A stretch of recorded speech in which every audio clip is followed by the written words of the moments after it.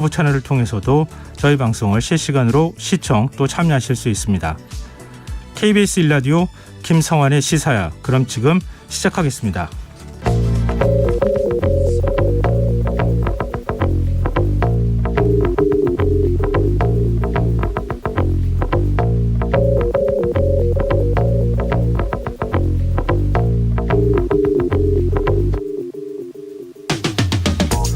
청취자 여러분은 우리 아이들에게 따뜻한 밥을 지어주는 학교 급식실이 어떤 모습일지 생각해 보신 적 있으십니까? 교육부 조사에 따르면 학교 급식 노동자 10명 가운데 3명이 폐 이상 소견이 있는 것으로 나타났습니다. 급식 노동자 2만 4천여 명 가운데 139명이 폐암 의심 진단을 받았고 그 가운데 31명이 폐암 확진 판정을 받았다고 하는데요. 기존에 진단받은 인원까지 고려하면 최근 5년간 폐암 진단을 받은 급식 종사자 수가 60명에 달한다고 합니다. 급식 종사자의 폐암 유병률은 일반인보다 10% 이상 높다고 하는데요. 이런 상황 어떻게 봐야 할까요? 교육부는 오는 2027년까지 급식조리실의 환기시설을 개선하겠다고 밝혔습니다. 당장은 폐암 발암물질을 유발하는 튀김 요리를 주 2회로 제한하고 오븐 사용을 독려하겠다는 계획도 내놨는데요. 이런 대책만으로 정말 충분할 걸까요? 학교 비정규직 노조는 급식 노동자가 처음으로 폐암 산재를 인정받은 지난 2021년부터 대책 마련을 촉구해 왔습니다. 정부가 대책을 미뤄둔 사이 폐 질환을 앓는 노동자들은 계속해서 늘었고 급식 노동자들은 아파도 쉬지 못하는 열악한 환경에 방치되고 있는데요. 재정이 부족하다는 이유로 누군가의 희생을 강요할 수 있는 걸까요? 학교 급식이 없던 시절 도시락은 아이들의 비교 대상이 되기도 했습니다. 도시락 반찬으로 아이들이 상처받는 일이 없도록 그리고 가난을 증명해가며 밥을 먹지 않도록 한 것이 바로 무상급식 제도인데요. 적어도 아이들에게 평등을 가르쳐준 급식 현장만큼은 모두에게 따뜻한 공간이 되어야 하지 않을까요?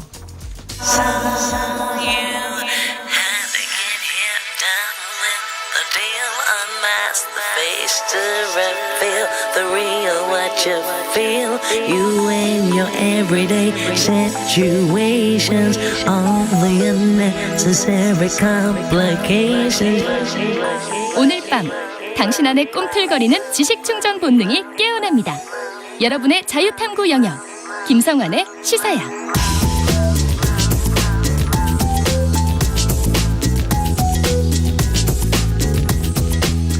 오늘 놓쳤던 뉴스 꼼꼼히 정리해드리는 뉴스야 시간입니다. 오늘은 곽재훈 프레시안 기자 나와주셨습니다. 안녕하세요. 네, 안녕하세요. 네, 윤석열 대통령 이 모레 기시다 후미오 일본 총리와 일본에서 정상회담을 할 예정인데요. 뭐 전반적인 일정 자체가 다 공개된 건 아니지만 만찬을 2차례나 갖는 것으로 지금 현재 알려지고 있어요. 네, 일단 주요 일정들을 오늘 대통령실에서 발표했는데요. 네. 오는 16일부터 1박 2일로 일본을 방문해서 기시다 후미오 일본 총리와 정상회담을 가질 예정입니다. 첫 일정은 그러니까 16일에 일본에 건너간 직후에는 동포 간담회를 먼저 하고요. 이어서 한일 정상회담에 이어 만찬이 열리는데 오늘 일본 요미우리 신문 말로 뭐 만찬을 2차례 한다. 그래서 구체적으로 뭐 두 번째는 뭐 100년 넘은 일본 양식집에서 한다 뭐 이런 보도까지 나오기도 했는데 네. 오늘 대통령실 고위 관계자는 만찬을 어떻게 2번 하느냐 2번 한다는 보도는 제가 확인해 드릴 수 없다 하면서 다만 일본이 호스트로서 윤 대통령을 최대한 예우하기 위해 여러 가지 준비를 하는 것으로 알고 있다 이렇게만 전했습니다. 둘째 날에는 한일의원연맹과 한일협력위원회 소속 정관계 인사들을 만나고요. 그리고 재계 인사들이 참석하는 한일 비즈니스 라운드 테이블 일정을 소화할 예정인데 이 자리에서 그 일본에 개입한 회원사이기도 한 그 피고 기업들의 이 청년 미래 기금 참여 문제가 논의될 걸로 예상이 됩니다. 윤 대통령은 이어서 일본인 대학생 및 한국인 유학생을 대상으로 강연을 진행한 뒤에 늦은 오후 귀국을 하게 됩니다. 근데 지금 대통령실 설명이 참 애매모호해요. 일본 언론에서는 일단 만찬을 2번 한다고 얘기를 하고 있잖아요. 근데 만찬이라고 보기에는 오므라이스를 뭐 좋아한다고 윤석열 대통령이 그래서 그걸 배려했다고 얘기를 하는데 이런 경우가 극히 이례적인 것 같거든요. 네, 뭐 일본 언론에서도 뭐 극히 이례적인 2차 회 만찬이다. 뭐 이렇게 보도를 하긴 했습니다. 네, 알겠습니다. 지금 이제 미래 청년 기금에 대해서 잠깐 말씀해 주셨는데 이른바 전범 기업들이 여기에 과연 참여할 것인가 이게 매우 중요하지 않겠습니까? 지금 대통령실에서는 지금 어제 오늘 사이에 이제 이런 설명이 나왔습니다. 그러니까 일본 그 피고 기업 전범 기업이 미래청년기금 출연에 합의했다. 이제 이런 일부 보도가 나온 데 대해서 그런 방향으로 협의가 진행 중이다. 또 그런 결과가 나오기를 기대한다. 뭐 사실상 시인한 것과 비슷한 반응이 나왔는데요. 지금 일본의 지금 피고 기업, 그러니까 이번 징용 판결의 피고 기업은 미쓰비시 중공업, 일본제철 이렇게 두 개의 회사인데 네. 이들은 앞서서 이제 그 강제동원 피해자 지원재단에는 자금을 낼 생각이 없다고 했지만 이번 그 미래청년기금에 대해서는 뭐 상황을 확인하고 있다던가 뭐 적절히 대응하겠다 이렇게 다소 가능성을 열어둔 반응을 보이고 있습니다. 미래청년기금은 어찌 보면 여론 달래기용의 성격이 좀 있지 않을까 싶거든요. 그러니까 왜냐하면 배상금을 지급하거나 거기에 이제 전범 기업들이 참여하는 건 아니잖아요. 전혀 다른 목적의 기금인 거잖아요. 네. 네. 윤석열 대통령의 일본 방문을 앞두고 정치권 공방도 거세지고 있어요. 네, 민주당은 그 윤 대통령이 진정 대한민국 대통령이라면 이번 한일 정상회담에서 4가지 요구를 제대로 관철해야 한다면서 이른바 4대 요구안을 들고 나왔습니다. 네. 민주당 박홍근 원내대표는 일본의 수출 규제 해제 전까지 지소미아 정상화 유예, 그리고 후쿠시마 핵발전소 오염수 배출 계획 철회 요구, 또 독도 영유권 주장과 무분별한 도발 중단 요구, 또 마라도 남단의 7관구 점유권 의제화 등 이 4가지를 그 요구안으로 제시를 하면서 네. 이 4대 요구를 통해 더 이상의 굴욕을 막고 대한민국 국익을 최대한 확보할 것을 촉구한다. 이렇게 오늘 회의에서 얘기했습니다. 네. 반면 국민의힘은 이 정부의 3자 배상안이 불가피하게 미래를 위한 선택이다. 이런 점을 강조했는데요. 주호영 국민의힘 원내대표는 정부의 강제징용 배상안이 국민 모두를 만족시킬 수 없는 방안인 걸 알지만 이제는 한미일과 동북아시아의 미래를 위해 현상을 타파해야 하고 한일 관계 정상화나 상반되는 두 판결을 동시 충족시킬 수 있는 방법은 지금 정부가 선택한 이 방법밖에 없다면서 미국이나 유럽연합조차도 윤 대통령의 이런 조치를 환영하고 있다고 강조했습니다. 네. 어제 대법원으로부터 배상 확정 판결을 받은 강제동원 생존 피해자 3분이 정부의 제3자 변제안을 공식 거부했다 이런 소식 지금 뉴스 코너에서 전해드렸는데요. 외교부가 여기에 대한 답변을 오늘 내놨다고요? 네, 오늘 외교부 정례 브리핑이 있는 날이었는데요. 외교부 당국자에게 이런 질문이 이제 질문이 있었는데 네네. 여기에 대한 답변이 직접 찾아뵙고 접촉해 설명드리려는 노력을 계속해 나갈 것이다. 일단 이렇게 당국에서 밝혔습니다. 설득 작업 같은 걸 하겠다. 이런 네네. 얘기네요. 정부는 지금 이번 해법 적용을 받는 확정 판결 피해자 이 15명의 유족을 개별 접촉해서 지금 해법을 설명하고 판결금 수령을 설득하고 있는데요. 이를 통해 피해자들의 법적 권리 실현을 위한 선택지를 제시하겠다. 뭐 이런 입장이지만 생존 피해자 3명이 이미 공식적으로 거부 입장을 밝혔기 때문에 이 설득 작업에 과연 얼마나 효과가 있을지 좀 의문이 되는 상황입니다. 네, 알겠습니다. 자, 화제를 좀 바꿔보죠. 윤석열 대통령이 오늘 주 52시간제를 완화하는 내용의 근로시간 제도 개편 방안을 재검토하라 지시를 했어요. 네, 이른바 최대 69시간 근무제로 알려진 이 정부의 근로시간 제도 개편 방안에 대해서 윤석열 대통령이 오늘 재검토를 지시했습니다. 윤 대통령은 입법 예고 기간 중 표출된 근로자들의 다양한 의견, 특히 MZ세대의 의견을 면밀히 청취해 법안 내용과 대국민 소통에 관해 보완할 점을 검토하라 이렇게 지시했다고 김은혜 대통령실 홍보수석이 전했습니다. 앞서 고용노동부는 이 최대 52시간까지 일할 수 있도록 한 현행 제도를 변경해서 연장 근로 단위를 주에서 월, 분기, 반기 등으로 확대해서 최대 69시간까지 가능하도록 하는 이 노동법 개정안을 입법 예고한 바가 있습니다. 근데 대통령 지시사항이 공개되기 직전에 열린 국무회의에서 한덕수 국무총리는 좀 다른 얘기를 했다면서요? 뭐 사실 지금까지의 정부 기조는 어쨌든 이 69시간 안을 좀 강행한다, 밀어붙인다 이런 쪽이어서 네. 뭐 지금 근데 불과 바로 이제 한 시간이 채 안 돼서 이제 윤 대통령의 재검토 지시가 공개가 되면서 좀 충돌하는 것 같은 모양새가 빚어졌는데요. 사실 한덕수 총리가 오늘 국무회의에서 사용자와 근로자 간의 합의를 통해 근로시간 선택권을 부여하는 것이 제도 개편의 본질이라면서 집중 근로시간에 집중적으로 일하고 이후 충분한 휴식을 보장해 근로자 건강권을 보장할 수 있다. 이렇게 기존 정부안의 취지를 강조를 했습니다. 네. 한 총리는 오후에 이제 다시 기자들과 만난 자리에서 윤 대통령의 보완 검토 지시에 나오기 직전에 이제 이런 얘기를 한 게 좀 혼선이 빚어진 거 아니냐 이런 지적이 있자 윤 대통령과 사전에도 통화했고 방금도 통화했다면서 전혀 아니다 이렇게 말했습니다. 그럼 누구 얘기가 진짜입니까? 그리고 노동부에서 최종안을 만들었을 때 윤석열 대통령한테 보고를 안 했다는 건지 아니면은 국민 여론을 의식해서 지금 잠깐 물러나는 척하는 것인지 한덕수 국무총리의 말이 맞다면 그런 전제가 드는 거잖아요. 네, 한 총리와 뭐 노동부 등의 설명을 종합해 보면 또 대통령실의 일부 설명을 보면 이제 이 전면 재검토는 아니다. 다만 이제 이것이 지금 부정적인 여론이 높기 때문에 이제 말하자면 제도 개편의 대상이 될 특히 청년층 또 노동자들에 대해서 좀 설득을 하겠다. 뭐 이런 취지로 읽히는데요. 대통령실은 추가 설명 자료에서 정책 취지 설명이 부족했던 바 입법 예고 기간 중 근로자 특히 MZ세대 의견을 듣고 여론조사 등을 실시해 법안 내용 중 보완할 것은 보완해 나가자는 취지다. 이렇게 부연 설명을 했습니다. 네. 한덕수 총리도 이 대통령실이 고용노동부 개편안을 원점 재검토할 수도 있다는 것이냐 이런 질문이 나오자 큰 프레임은 변화가 없다면서 원점 재검토는 전혀 아니다. 이렇게 부인했습니다. 어디까지 그러면은 수정을 할 것인지 이것도 이제 관심이 될 수밖에 없는데 윤 대통령도 뭐 거론을 했지만 MZ세대 의견을 면밀히 청취하라 이렇게 얘기를 했잖아요. 네. 그러니까 MZ세대 노조들이 지금 뭐 MZ세대라는 표현도 별로 좋아하지는 않던데 네.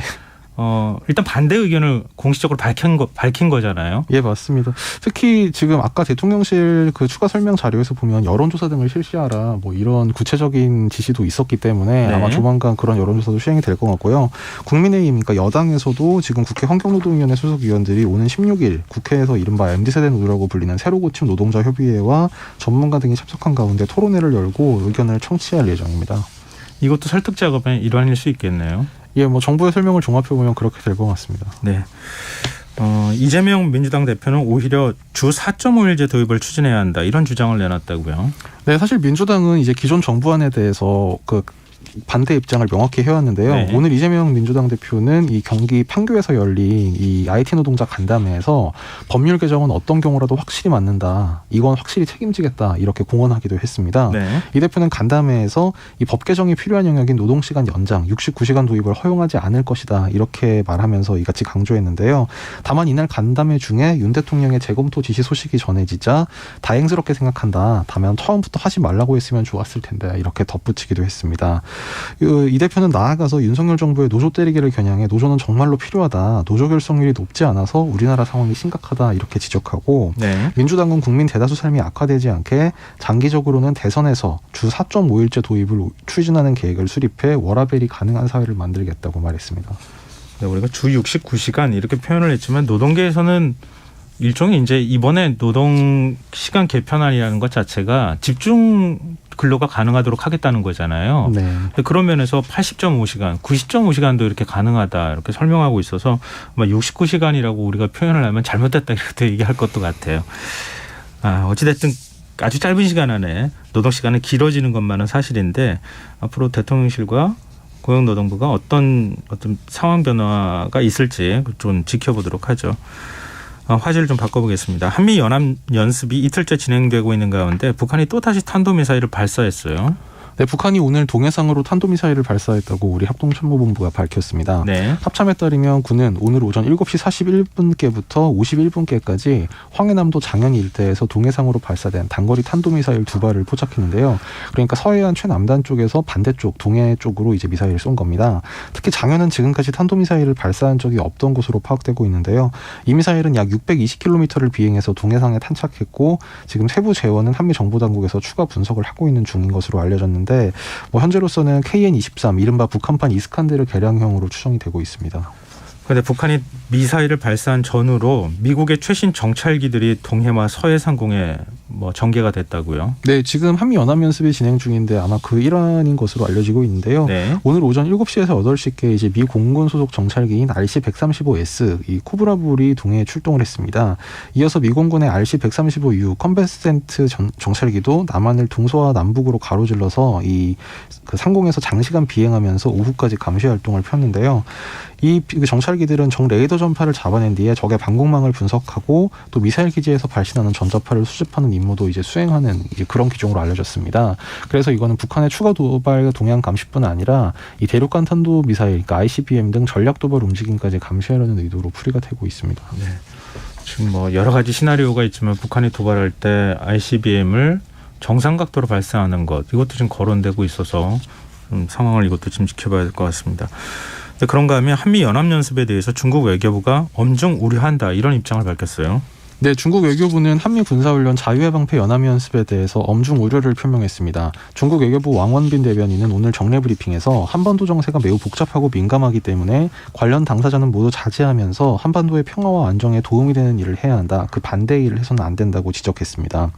왕 대변인은 특히 한반도 정세가 오늘 상황에 이르기까지 얽힌 문제는 명확하다면서 관련국이 북한이 비핵화 조치를 취한 데 대한 화답을 거부하고 오히려 대북 압박과 위협을 강화한 것이 주요 원인이다. 이렇게 미국을 겨냥해서 말했습니다. 네.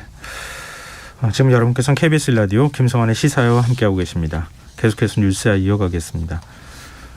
내일 김기현 국민의힘 신임 당대표하고 그다음에 민주당 이재명 대표가 첫 회동을 갖는다고요?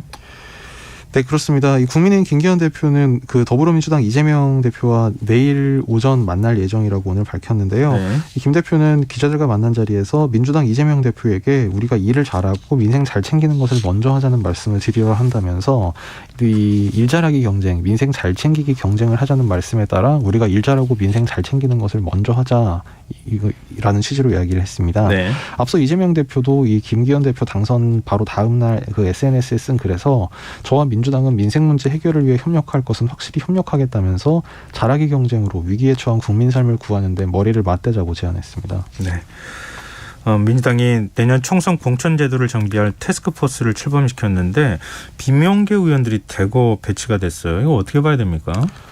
네, 그 오늘 국회에서 첫 회의가 열린 이 민주당 총선 공천제도 태스크포스가 이제 본격 활동을 시작을 했는데요. 예. 이 TF의 단장과 부단장이 각각 뭐 이낙연계 이계호 의원 그리고 이 친문계로 분류되는 정태호 의원을 이제 임명이 됐습니다. 뭐 당 안팎에서는 뭐 이와 관련해서는 이른바 비명계 끌어안기 내지는 이 비명계 불안 잠재우기, 그러니까 이재명 대표가 어떤 공천에서 이 비명계 의원들에 대해서 좀 불이익을 줄 것이다 이런 불안감에 대해서 좀 잠재우려는 그런 시도라고 보고 있는데요. 특히 어제 이제 친문계 중진인 전해철 의원 같은 경우에 라디오 인터뷰에서 예. 그간 계속 이야기하던 시스템 공천이 실현되고 있다고 느낄 수 있게 한다는 건 의미가 있다. 뭐 이런 인사 조치에 대해서 일명 긍정 평가하기도 했습니다. 그런데 비명계 의원 모임인 민주당의 길이 토론회를 열었는데 이재명 대표 책임론이 또 나왔어요. 사실 이게 뭐 공식적인 뭐 결론이나 이런 건 아니었다고 하고요. 그러니까 네. 이 민주당의 길이라는 이제 의원 모임, 이걸 뭐 비명계 의원 모임이라고 하면 이 김종민 대표 의원이 상당히 싫어하긴 하는데, 김종민 의원 비명계로 지금 다 알려지고 있는 거 아닌가요? 그러니까 김종민 의원 본인이 아니라 이제 이 모임이 비명계 모임은 아니다. 이제 이런 취지로 해명을 열심히 하고 있는데요. 네. 어쨌든 김종민 의원이 이제 이 토론회 후에 기자들과 만나서 한 이야기는 이 대선과 지선 패배에 대한 제대로 된 평가를 안 하고 그냥 졌지만 잘 싸웠다 이런 분위기로 계속 가는 건 상당한 문제가 있다는 지적이 많았다. 또 대통령 선거에서의 패배에서의 후보 책임 문제에 대해 제대로 평가해 본 적이 없다. 뭐 이런 수준의 이야기는 나왔는데, 다만 이 대표 사퇴 문제와 관련해서는 뭐 논의한 바가 없다. 뭐 사퇴하라는 결의도 그 얘기도 없었고 사퇴하지 말라는 얘기도 없었다. 뭐 이렇게 전했습니다. 네. 다만 한 참석자는 이제 언론 인터뷰에서 이 대표의 사퇴가 필요하다는 결의를 하는 자리는 아니었지만 사퇴 필요성을 이야기한 의원들은 있었다면서 이 대표의 리스크와 당의 리스크가 분리돼야 한다는데 공감대가 있다. 이렇게 전하기도 했습니다.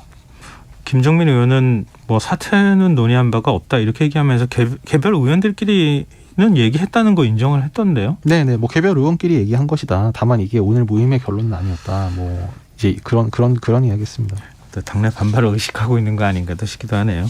근데 그런가 하면 이재명 대표는 유튜브 라이브 방송을 통해서 당원과 대화를 했어요. 네, 사실 이 유튜브 라이브 방송 이 당원 간담회 행사가 좀 상당히 좀 전격적이랄까 이제 오늘 당일에 공지가 됐는데요. 네. 공교롭게 이 민주당의 길 토론회가 원래 열리기로 예고된 시점이 4시였는데 네, 오후 4시. 예, 이재명 대표 유튜브 이 간담회도 오후 4시 반으로 잡혔습니다. 그래서 뭐 어떤 좀 그 민주당의 길 이 비명계 의원 모임을 좀 염두에 두고 이렇게 잡은 게 아니냐, 뭐 당 안팎에서 이런 말이 나오기도 했는데요. 네. 이 대표는 오늘 간담회에서 이른바 개딸로 불리는 강성 당원들을 향해 우리 안의 동지에 대한 증오심을 최소화하고 총구를 밖으로 향하게 해야 한다. 이렇게 내부 공격 자제를 당부했습니다. 네. 이 대표는 특히 체포동의안 대거 이탈 사태 등을 계기로 이제 비명계를 겨냥한 강성 지지층의 비난 행위가 둘을 넘었다. 이런 비판이 있는데 대해서 이 내부의 작은 차이로 균열이 생겨 떨어져 나가면 당의 손실이라면서 생각이 다른 사람을 색출하고 징계 청원을 해서 망신 주고 공격하면 결국 당의 단합을 해치게 된다. 이렇게 자제를 당부했습니다. 또 성남시장 경기지사 시절 자신 비서실장을 지낸 측근 인사가 최근 극단적 선택을 한 사건에 대해서는 제 곁에 있었다는 이유로 당한 일이어서 저로서는 어떤 방식이든 책임지지 않을 수 없는 안타까운 상황이다. 이렇게 심경을 밝히기도 했습니다. 네. 정강훈 목사가 주관한 예배에 참석해서 5.18 정신을 헌법에 수록할 수 없다 이런 취지의 발언을 한 이 김재원 최고위원이 오늘 결국 사과를 했어요. 네, 오늘 SNS 글을 통해서 결국 공개 사과를 했습니다. 네. 김재원 최고위원은 지난 3월 12일 오전 사랑제일교회 예배에 참석해 교인들 앞에서 언급한 제 발언으로 국민 여러분께 심려를 끼쳐드려 매우 죄송하다면서 앞으로 조심하겠다 이렇게 밝혔습니다. 그러면서 아울러 5.18 정신의 헌법 전문 개제에도 반대하지 않을 것이라는 사실도 알려드린다 이렇게 덧붙였습니다. 이 앞서 이제 공개된 영상에 따르면 이 김재원 의원이 김재원 최고위원이 정강훈 목사가 이제 주관한 예배에 참석해서 5.18 정신을 헌법에 넣겠다고 하는데 전라도표가 나올 줄 아느냐 이 전 목사가 이렇게 물으니까 그건 불가능하다 저도 반대한다 이렇게 말한 영상이 퍼지면서 논란이 됐었습니다. 아니 뭐 무슨 조상묘를 표를 얻을 수 있다면 뭐 할 수 있다 뭐 이런 얘기까지 사실은 했었는데 어떻게 이렇게 빨리 사과를 하는지도 좀 이상하네요. 근데 그 갑작스러운 사태 배경에 대통령실에 뭔가 영향을 미친 거 아니냐 이런 분석도 있던데 어떻게 봐야 합니까? 대통령실을 포함해서 이제 여권 지도부의 의지가 좀 작용을 한 걸로 봐야 될 것 같은데요. 네. 이제 어제까지만 해도 개인 의견이었다. 지금 개헌은 불가능하다고 말한 것이다. 이제 김 최고위원이 이렇게 해명을 했었지만 그 대통령실 핵심 관계자가 오늘 언론 인터뷰에서 5.18 정신 계승하겠다는 윤석열 대통령 입장은 확고하다. 이제 사실상 이제 김 최고위원의 발언이 좀 부적절하다는 취지로 이렇게 얘기를 했고 김기현 대표도 오늘 기자들과 만나서 진지한 자리는 아니었을 거라 짐작되지만 또 개인적 의견인 것 같아 보이기도 하지만 적절한 건 아니었다는 게 제 생각이다. 이렇게 비판을 하기도 했습니다. 결국 이런 게 좀 작용한 게 아닌가 생각이 됩니다. 그런데 김광동 진실화해위원장 사실 과거에 우리 아픔이 있는 역사가 굉장히 많잖아요. 그 진실을 오히려 파헤치고 하는 기관의 지금 수장이잖아요. 그런데 5.18 민주화 운동에 북한이 개입했을 가능성을 배제할 수 없다. 이런 발언을 해서 지금 논란이 되고 있어요. 네, 이게 어제 국회 행안위 회의에서 나온 이제 발언이었는데요. 네. 김광동 위원장이 어제 이제 행안위 전체회의에 출석한 자리에서 이 5.18 과거 이제 그 위원장으로 임명될 시기에 전후해서 이제 이 과거에 이런 행적이 논란이 됐었는데 네. 이제 여기에 대해서 입장이 변함없느냐 이제 이런 취지의 이 민주당 이형석 의원이 질문을 하니까 내가 북한군이란 표현을 쓴 적은 없고 북한이 개입했을 가능성까지 제가 배제할 수는 없다는 말씀이다. 이렇게 얘기를 했습니다.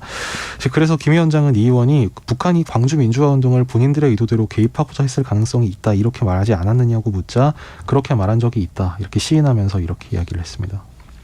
이거 어떻게 봐야 됩니까? 근거가 있는 겁니까?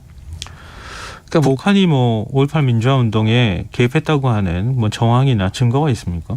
그런 근거는 지금 김 위원장은 이제 말하자면 북한 군이 이제 개입하지 않았다는 것은 본인도 인정을 한다면서도 이른바 난수표라든지 이제 이런 말하자면 어떤 북한이 이 광주 민주화 사태에 영향을 미치려고 했다는 것은 본인이 이제 본인이 연구한 바에 따르면 그렇다 이런 취지의 주장을 하고 있는데요.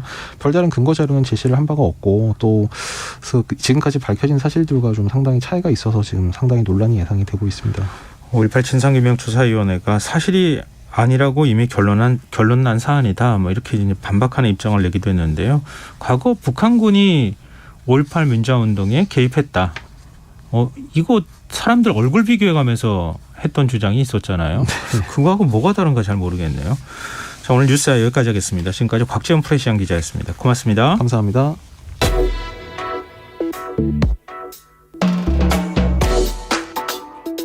더 나은 내일을 준비하는 시간. KBS 1라디오 김성환의 시사야. 학교폭력 피해자의 복수를 그린 넷플릭스 드라마 더 글로리가 최근 2번째 시즌을 공개하며 큰 주목을 받고 있습니다. 특히 주인공의 본격적인 복수가 그려져 많은 시청자가 통쾌해하는 모습도 보였는데요. 드라마 속 주인공의 사적 복수, 현실에 대입하면 어떤 문제가 있을지, 또 드라마 속 학교폭력이 실제로 발생한다면 어떻게 대응하는 것이 현명할지 국내 1호 학교폭력 전문 변호사입니다. 노윤호 변호사 연결해서 얘기 나눠보도록 하겠습니다. 변호사님 안녕하세요. 네, 안녕하세요. 네, 더 글로리 파트 2 다 보셨습니까? 아직 마지막 15, 16화를 못 봤습니다. 네. 좀 보고 계시는 중이네요. 네네네. 더 글로리 주인공이 겪은 과거 학교폭력이 지금 현실에서 일어났다고 가정을 하면요. 가해자는 어떤 처벌을 받을 수 있습니까? 이게 지금 고등학생들이 만약에 실제 이런 가해를 했다라고 네. 한다면 학교에서는 퇴학 징계까지 받을 수 있는 심각한 사안이고 네. 또 형사 고소가 됐다라고 한다면 특수상해라든지 강제추행 등으로 단순히 소년재판에 그치지 않고 형사처벌을 받았을 정도의 사안입니다. 근데 지금 그 더글로리를 보면요. 네. 막 이렇게 뭐라 그럴까요? 몸에 화상을 막 입히는 일이 발생하잖아요. 네. 그런 게 나오는데 예를 들면 이런 경우에는 학교 폭력도 다 똑같은 학교 폭력은 아니잖아요. 네. 몸에 상해를 입힐 경우에는 훨씬 더 형량이 올라가거나 학교 내에서 학폭위가 열린다 하더라도 징계 수위가 높아진다거나 이렇게 되는 겁니까?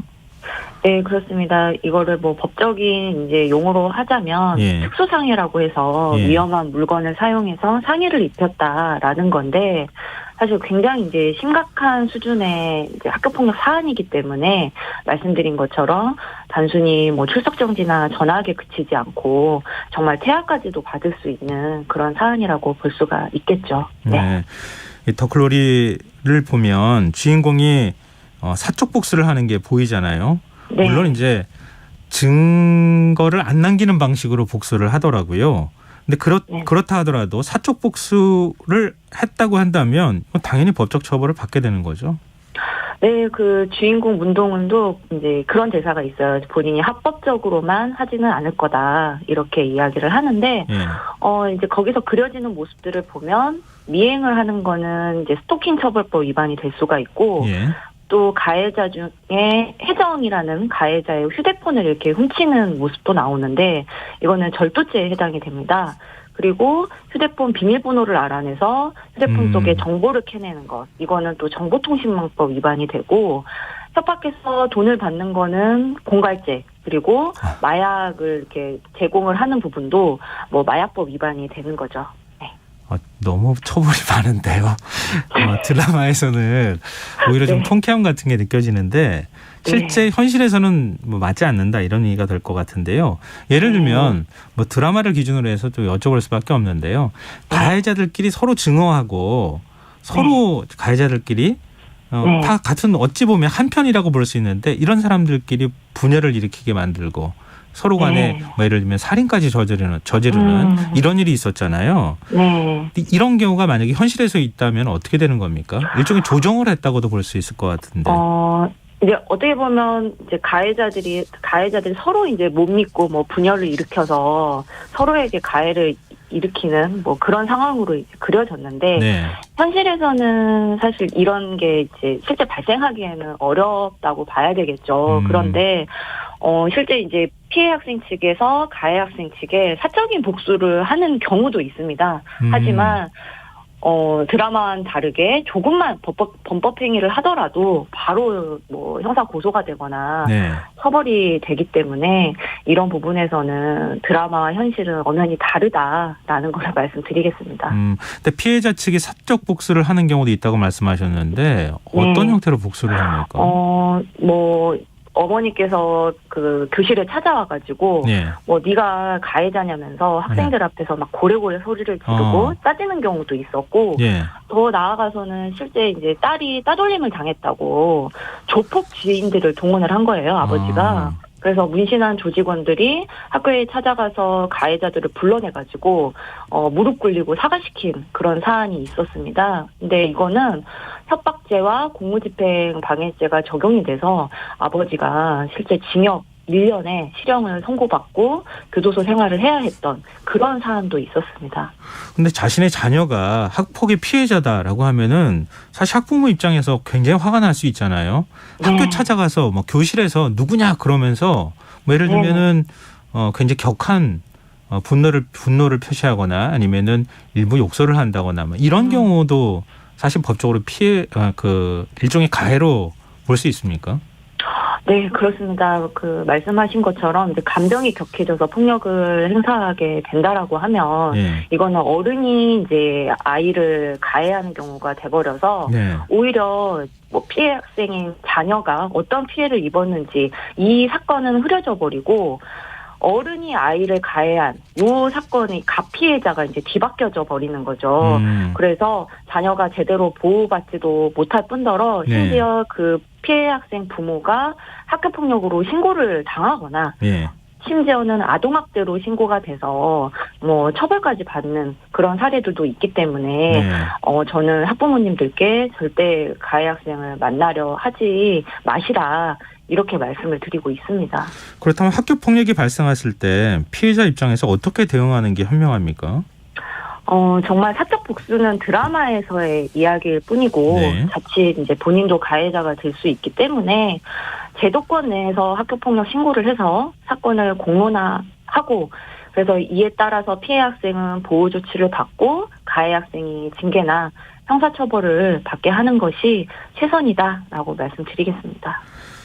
근데 자신의 자녀가 어디서 맞고 왔는데 따끔하게 한마디 뭐 홍계 같은 거 정도는 할 수 있지 않을까요? 그것도 문제가 됩니까?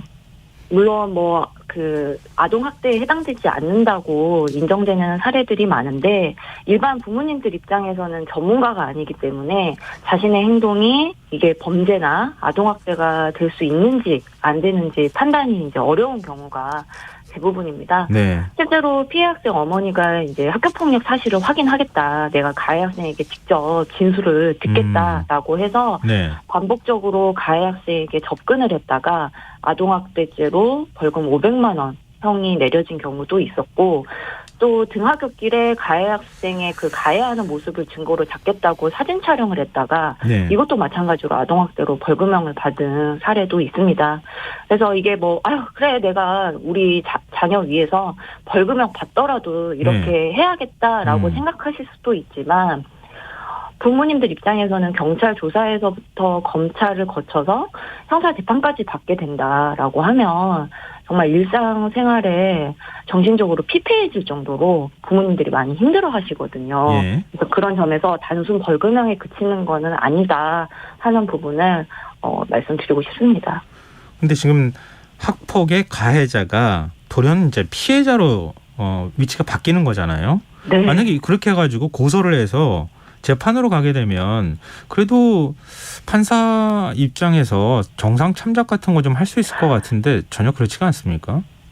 물론 지금 말씀드렸던 그 사례들도 그런 부분을 종합적으로 판단을 해서 정상 참작이 이루어진 게 이제 벌금 500만 원, 벌금형 이렇게 되는 것인데 재판부의 입장은 아무리 그런 상황이 있다고 하더라도 학부모들의 이런 행위는 정당화될 수 없다. 범죄를 저질러서는 안 된다라는 입장이기 때문에 그런 부분에서는 아무리 피해 학생의 부모님이다라고 하더라도 면죄부를 받을 수는 없게 되는 거죠. 사적 복수에 대해서는 재판부가 굉장히 엄하게 보는군요. 근데 빨리 신고를 하고 학교 내에서 문제 해결을 하기 위해서는 이른바 학폭위를 열어서 거기서 징계가 내려지도록 하는 거잖아요. 법은 그 다음에 이제 되는 걸 텐데 학폭에 대한 불신이 좀 있어요. 이른바 학부모 입장에서 보면은 힘 있는 집 자녀 같은 경우는 좀 봐주는 거 아니냐 이런 게 있는 것 같은데 실제 현실에서는 어떻습니까? 이제 드라마에서는 교사로 인해서 이제 학교 폭력이 축소 은폐되는 것으로 이제 그려졌습니다. 하지만 지금은 축소 은폐한 교사에게 징계를 내리도록 법에서 명시하고 있고 또 워낙에 요즘에는 학교폭력 신고 방법이 다양하게 이제 마련이 되어 있습니다. 그래서 드라마처럼 축소 은폐는 현실적으로 어렵다라는 부분을 먼저 말씀을 드리고 이제 부모님들의 불신은 첫 번째는 절차에 대해서 이제 모르시다 보니까 부모님들이 학교에 대한 이제 불신이 생기는 경우가 있어서 학부모님들에게 학교폭력 절차는 이렇게 진행이 된다라는 사전 안내가 구체적으로 좀 이루어져야 된다라는 생각이고요. 물론 제도상 미흡한 부분이 있습니다. 하지만 그런 미흡한 부분에 대해서는 앞으로 좀 개선해 나가야 되지 않을까 싶습니다.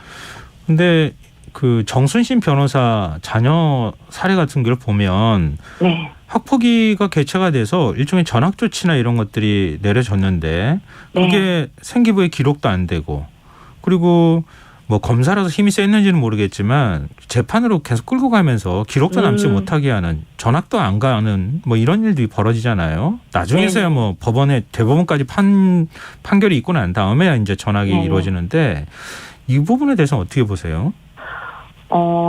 이제 저는 이번에 그 먼저 드라마를 말씀을 드리면, 네. 드라마에서도 그런 내용이 그려집니다. 그 가해자인, 박연진의 어머니가, 네. 어떻게 해서든 자녀의 그 잘못을 감추려고 급급해하는 그런 모습이 그려졌고, 네. 결국에는 그런 것들이 나중에 더 큰 가해자, 더 큰 범죄자로 발전되는 그런 모습이 그려졌다라는 점에서 예. 정순신 변호사 사건 같은 경우에도 판결문 내용을 보면 이거는 정말 명백한 언어폭력이자 학교폭력에 해당이 되고 예. 가피해자의 분리가 필요하다라고 판단을 해서 전학처분이 내려진 건데 이거에 대해서 이제 그 부모님이었던 정순신 변호사가 빨리 이런 부분에 대한 잘못을 인정하고 전학처분을 이행을 했더라면 어땠을까라는 그런 아쉬움이 많이 남고 그런 점에서 가해 학생 부모님들이 정말 본인의 자녀를 위한 방법은 무엇인가 하는 점을 좀 생각할 수 있는 그런 기회를 줬다라고 생각을 합니다. 네. 이 드라마 보고 과거에 당했던 학교폭력 또 교사로부터 폭력을 당하는 일 이런 것 때문에 고발을 하는 분들이 꽤 많아졌다고 하던데요. 네네. 과거 예를 들면 십수년 전에 있었던 학폭을 뒤늦게 고발할 수도 있습니까? 공소시효가 지나지 않았다라고 하면 고소가 가능합니다. 그런데 이제 대개 학교폭력에 적용되는 형사처벌 규정이 공소시효가 5년에서 길게는 10년에 이제 머무는 경우가 대부분이라서 예. 학교폭력 사건 같은 경우에는 공소시효가 지난 경우가 많습니다. 다만 교사의 폭력 같은 경우에는 그 아동학대 처벌에 관한 특례법이 적용이 돼서 네. 아동학대로 이제 해당이 되기 때문에 네. 그러니까 미성년자가 성인이 된 그 시점부터 공소시효가 진행이 되거든요. 그래서 아무래도 그 일반 학교폭력보다는 교사폭력이 공소시효 부분에서는 좀 더 고소의 기회가 마련이 됐다라는 부분을 말씀드릴 수 있습니다. 그럼 공소시효가 몇 년입니까? 아동학대 같은 경우에는 7년입니다. 아, 7년. 네, 그래서 성인이 됐다라고 하면 성인이 돼서 7년까지는 네, 아직 그 시간적으로 여유가 있는 거죠. 나중에 나이 들고 고소를 하는 경우에는 이게 좀 쉽지가 않겠는데요, 법적으로. 아무래도 시간이 많이 지나서 증거 확보하기가 어렵고요. 네.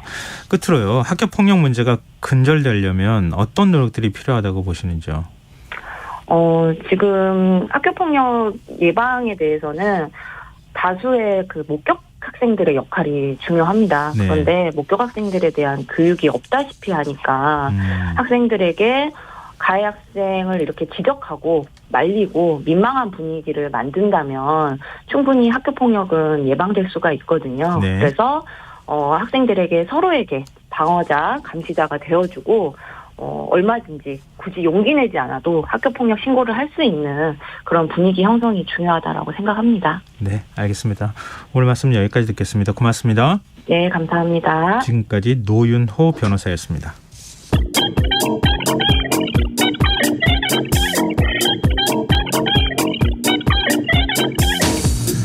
인터넷에서 화제가 되고 있는 이슈 살펴보는 시간입니다. 이슈 이수다. 빅데이터를 읽어주는 남자 김덕진 미래사회 IT연구소 소장 나와 계십니다. 안녕하세요. 네, 안녕하세요. 반갑습니다. 김덕진입니다. 자, 한 주간의 이슈 어떻게 뽑으셨습니까? 네, 일단은 1위 분야는요. 스포츠 분야고요. 야구 주제인데 바로 WBC 관련 키워드입니다. WBC B조 조별리그가 이제 막이 내렸는데요. 13일에 네. 중국과 경기를 펼친 대한민국 야구 대표팀이 중국을 크게 이겼으나 결국 1라운드 통과 못했죠. 야구 팬들은 이 결과에 대해서 창피하다 이런 반응도 내놓고 있었는데 이게 왜 그런가 했더니 이제 B조 편성과 경기 스케줄에 대한 이야기가 SNS에 좀 많은 것 같아요.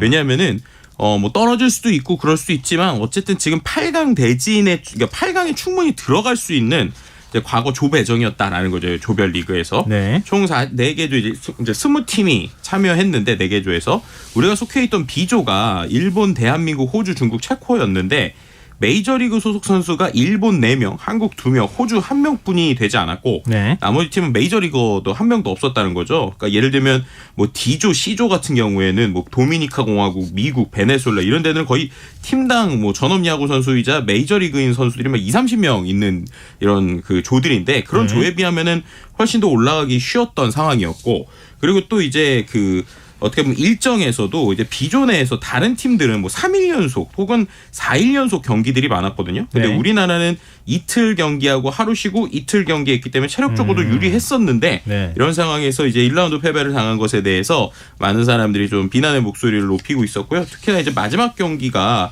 중국을 그렇게 크게 이겼던 이제 22대 2로 이긴 게 WBC 역사상 최다 점수 차라고 해요. 그러니까 네. 최다 득점 기록이고 예. 신기록을 세웠는데도 그 안에서 결국에는 탈락하는 이런 모습을 보면서 조금 민망하다 뭐 이런 이야기들도 좀 나오는 것 같습니다. 그리고 오히려 이제 연관 키워드에 체코가 나왔는데요. 네. 체코가 오히려 SNS에서 좀 뜨거운 반응을 불러일으켰어요. 왜냐하면 감독이 투수에게 교체를 할 때 네. 갑자기 90도 인사하는 장면이 이번에 화제가 됐습니다. 아, 감독이 네. 선수에게 바뀌는 선수입니까? 아니면 새롭게 마운드에 올라간 바뀌는 선수에게 고생했다 이러면서 90도로 인사를 한 것인데요. 네. 이게 이제 실제로 언제 나왔느냐 봤었을 때 이 체코 선발인 이 슈나이더 선수가 호주와의 경기에서 네. 이제 이 WBC에는 투구수 제한이 있거든요. 예. 그래서 65개를 던져서 더 이상 못 던지게 될 때 걸어 올라서 90도에 감사 인사를 한 거예요. 왜냐하면 이 공을 던졌던 선수가 37살의 현직 소방관이십니다.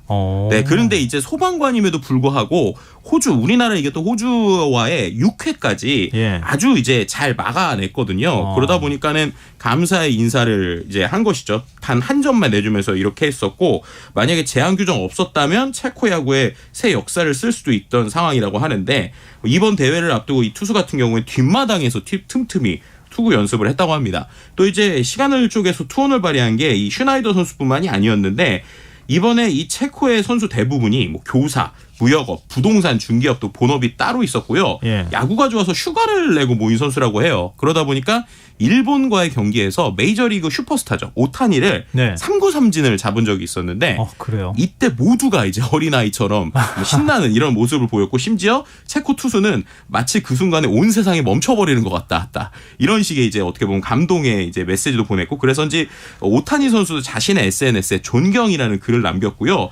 더 놀라운 건 감독도 원래 본업은 신경과 전문의라고 해요. 예. 네, 그분이 이제 어떻게 보면 그렇게 이제 투혼을 발휘한 소방관 분께 경의의 이제 인사를 했었던 이런 것들 때문에 이게 진짜 행복한 야구다라는 것들 때문에 좀 SNS에서 뜨겁게 화제가 된 것 같습니다. 우리는 그런 단계를 이미 뛰어넘은 것 같은데요. 프로 선수들이고 메이저리그에서도 활동하는 선수들도 있기 때문에 네. 하여튼 뭐 조만간 프로야구가 개막할 텐데 어떡하죠? 그러니까요. 확실히 실망하신 분들이 너무 많아서. 네, 아쉽고 씁쓸한 거는 사실인 것 같습니다. 네, 자 2위 주제로 가볼까요? 네, 2위 주제는 환경 분야고요. 재해 주제는 재해 주제의 키워드는 담수라고 하는 키워드가 나왔어요. 이게 어떤 거냐? 지난 주말에 하동군에서 산불이 크게 났었거든요. 최근에 이제 계속 건조하다 보니까 산불이 심하게 나는데 이때 이제 물 공급이 쉽지 않아서 진화에 큰 어려움을 겪었다는 겁니다.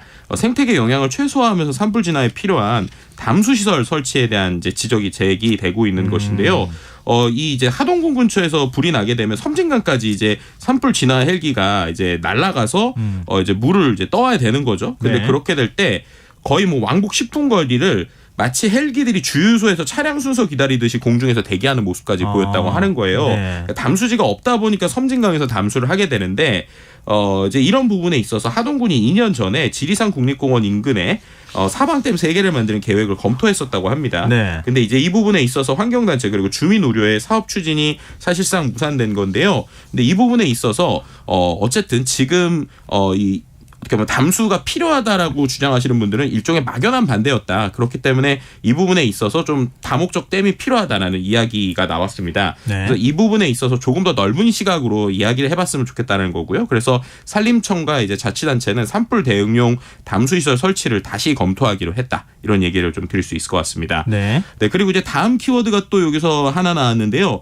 구조견이라고 하는 키워드가 나왔어요. 네. 이게 뭐냐면 구조견이 1등석에 타서 귀국을 했다라는 겁니다. 이제 튀르키예 항공사에서 특급 예우를 해준 것인데요. 이제 최근에 튀르키예 대지진이 있었잖아요. 근데 그 대지진 피해 복구 현장에서 맹활약한 구조견들을 비행기 1등석에 탑승한 모습이 공개가 된 것입니다. 영국 매체 인디펜던트에서 진정한 영웅인 구조견들이 최근 1등석에 탑승했다라고 하면서 튀르키예 대지진 발생 직후에 전 세계에서 구조견이 파견됐다라고 보도한 것이고요. 그래서 이제 튀르키예 항공이 이렇게 구조 작업 힘들게 마친 구조견들이 비행기 화물칸에 실려서 본국에 돌아가면 안 된다라고 생각했대요. 그래서 네. 1등석 제공이 이제 자신들이 할 수 있는 최소한의 감사다라고 표현을 했다고 하고요. 실제로 이제 튀르키예에 강진이 있었을 때 이런 어떻게 보면 구조견들이 활약을 많이 했고 우리나라에서도 지진 피해 현장에 구조견 토백이 뭐 티나 토리 해태 등 4마리를 파견했었고 네. 이 모두 임무를 마치고 무사히 귀국한 상황이라고 합니다. 네, 이거 감동적이네요. 그러니까요. 예. 자, 3위 주제로 가보겠습니다. 3위 주제는 경제 분야고요. 키워드는 규모인데 피해 규모에 대한 이야기입니다. 네. 미국 실리콘밸리 은행의 파상으로 시작된 네네. 피해가 어디까지 뻗칠지에 대한 건데 지금 시그니처 은행이라고는 또 다른 은행이 파산됐어요. 근데 이게 불안감이 커지니까 미 당국이 이제 파산한 은행들의 모든 예금을 보호하겠다. 라고 하면서 이제 긴급 진화에 나선 것인데요. 실리콘밸리 파산 이틀 이후에 불안감이 커지다 보니까 고객들이 계속적으로 대량 인출 사태가 일어나서 자산 규모 146조 원의 은행이 이번에 또 역대 세 번째 크기의 이제 파산 규모는 미국 역대 세 번째 크기의 은행이 이번에 파산을 한 것입니다. 네. 미국 정부가 즉각 진화에 나서고는 있어요. 그래서 파산한 두 은행의 모든 예금을 보호하기로 하고 전액 인출 가능하도록 했는데요. 네. 그럼에도 불구하고 이제 이런 것들이 어디까지 피해가 될지에 대한 고민들이 있고 우리나라 증시도 어제까지는 잘 버텼는데 네. 오늘은 좀 큰 폭으로 하락했습니다. 예. 그래서 이 부분에 있는 많은 고민들이 이루어지고 있는 상황이고요. 또 왜 이런 일이 발생하는지 원인 분석에 대해서도 지금 미국 내에서도 여러 가지 여러 가지 말들이 지금 나오고 있는 상황이라고 말씀드릴 수 있을 것 같습니다. 뭐 코스피는 한 2% 남짓 떨어졌지만 코스닥은 4%가 넘게 떨어졌어요. 그러니까요. 굉장히 지금 주식 투자하시는 분들이 좀 고민이 커질 것 같습니다. 네, 맞습니다. 네. 자, 4위 주제 어떤 겁니까? 네, 4위 주제는 정치 영역이고요. 키워드는 선출이라는 키워드입니다. 이제 김기현 국민의힘 대표 또 국민의힘 지도부가 새롭게 선출되고 나서 윤석열 대통령과 용산에서 첫 만찬을 가진 것인데요. 월 2회가량 정기적으로 회동하기로 했죠. 그래서 뭐 주요 당직에 소위 친윤 핵심들이 배치되고 또 뭐 친정 체제가 공고화되는 것이 아니냐라는 이야기가 있고 또 한쪽에서는 어쨌든 이 정례 회동을 통해서 민심이 전달될 수도 있다. 뭐 이렇게 지금 이야기가 되고 있는 상황이라고 볼 수 있을 것 같습니다. 네. 이제 또 다른 정치 키워드가 하나 있는데 바로 강제 동원이라고 하는 키워드입니다. 이제 기시다 후미오 일본 총리가 윤석열 대통령과의 정상회담에서 강제 노동에 대한 별도의 사과 표현을 하지 않을 것으로 지금 알려지면서 계속 이슈가 되고 있는 것인데요. 네. 일본 보수 세력의 강력한 압박도 배경으로 보이는데 어쨌든 한일 정상회담 이후에도 갈등의 불씨로 남을 것으로 보입니다. 이런 상황에서 어제 13일 국회에 야당에서 이제 외교통일위원회를 열어서 네. 정부의 강제동원 배상 해법 철회를 촉구하는 결의안을 통과시켰는데요. 강제동원 피해자인 양금덕 할머니도 직접 출석해서 정부안을 비판했습니다. 거기에 대해서 이제 국민의힘은 정치 공세라고 불참했는데 네. 민주당이 이제 대통령의 방일 성과를 보기도 전에 흠집부터 내려 한다고 반발했고요. 정부의 강제징용 해법을 둘러싼 논란은 아마도 이번 주 내내 계속될 것으로 보입니다. 근데 많은 분들이 그러실 것 같아요. 왜 우리가 배상안을 다 내놨는데 네. 기시다 총리가 사과를 해주길 기대하거나 기다리고 있는 모습처럼 보이는 게 이게 좀 자존심이 상하는 것 같다. 그러니까요. 그래서 WBC에서 일본을 이겼어야 하는데 하는 생각이 들긴 합니다. 네. 자, 마지막 5위 주제 어떤 겁니까? 네, 5위 주제를 꼭 하고 싶어서 앞을 좀 빠르게 했는데 네. 네, 문화 분야고요. 키워드는 인터뷰입니다. 정말 BTS는 대단한 것 같아요. 네. 이제 K 수식어가 안 지겹냐라고 하는 외신의 질문에 대해서 네. BTS의 리더인 RM이 엄청난 대답을 했습니다. 그래서 이 답변이 화두가 되고 있는 건데요. 네. 요약을 하면 K 라벨은 우리 조상들이 싸워서 쟁취한 품질 보증서다. 이런 식의 멋진 표현을 했어요. 네. 실제 이게 어떤 맥락이냐면 스페인 매체인 엘 파이스에서 이제 K-팝의 성공, 한국의 역사, 뭐 RM의 예술품 수집에 대한 RM과의 인터뷰 내용을 공개한 것인데요. 예. 거기에서 이제 RM에게 기자가 K 수식어가 지겹냐라는 질문을 했어요. 예. 거기에 대해서 RM은 이제 스포티파이 같은 데서 우리 모두를 K-팝이라고 부르는 거 질릴 수도 있지만 그건 프리미엄 라벨이다. 우리의 어떻게 보면 조상들이 지금까지 싸워서 쟁취했었던 품질 보증이다라는 건데요. K는 K-팝 등의 여러 종류의 콘텐츠를 말하는 코리아인데 예. 이것에 대해서 이제 어떻게 보면은 기자는 다양한 거를 K라고 하는 것에 이렇게 담는 것에 대해서 좀 어떻게 좀 불만적인 거 아니냐라고 했지만 이렇게 좀 어떻게 보면 재치 있게 대답을 했고요. 지혜 있게.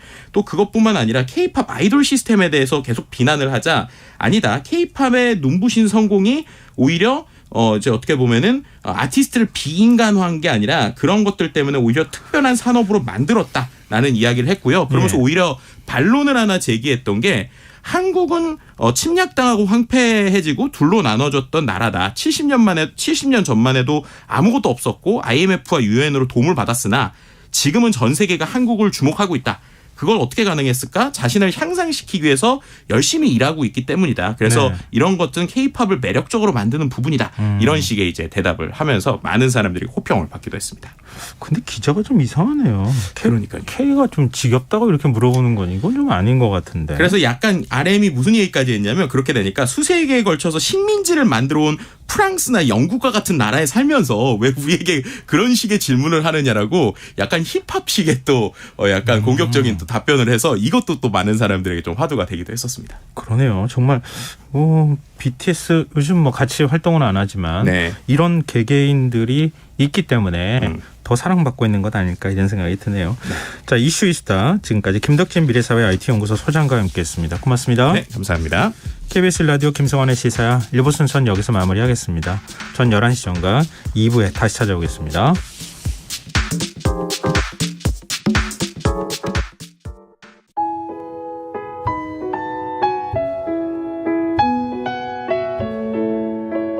경제적인 어려움에 처한 위기 가정들이 늘고 있습니다. 복지 사각지대에 처해 있는 가정들을 미리 찾아서 지원하고 위기로부터 구하는 일이 시급한데요. KBS 강태원 복지재단은 전국의 복지관과 연대해 복지 사각지대에 있는 위기 가정들을 찾아서 지원하는 운동을 시작합니다. 생활고로 인해 소중한 생명과 가정이 파탄나는 비극이 다시는 일어나지 않도록 이 일에 함께해 주십시오. 지역 복지 전문가로서 누구보다 위기 가정을 잘 찾아낼 수 있는 복지관과 관계자 여러분들의 많은 참여를 기다리고 있습니다. 지금 바로 KBS 강태원 복지재단 홈페이지에서 신청해 주세요. KBS 강태원 복지재단.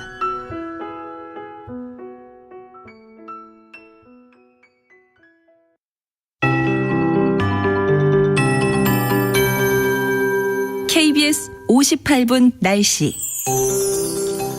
내일 약한 기압골에 영향을 받겠습니다. 전국적으로 구름 많이 끼겠고 오전부터 오후 사이 경기 북동부와 영서 중북부에 곳에 따라서 5mm 미만의 비가 조금 내리겠고 그 밖에 수도권과 영서 남부, 충남 북부, 경남 남해안에는 빗방울 떨어지는 곳이 있겠습니다.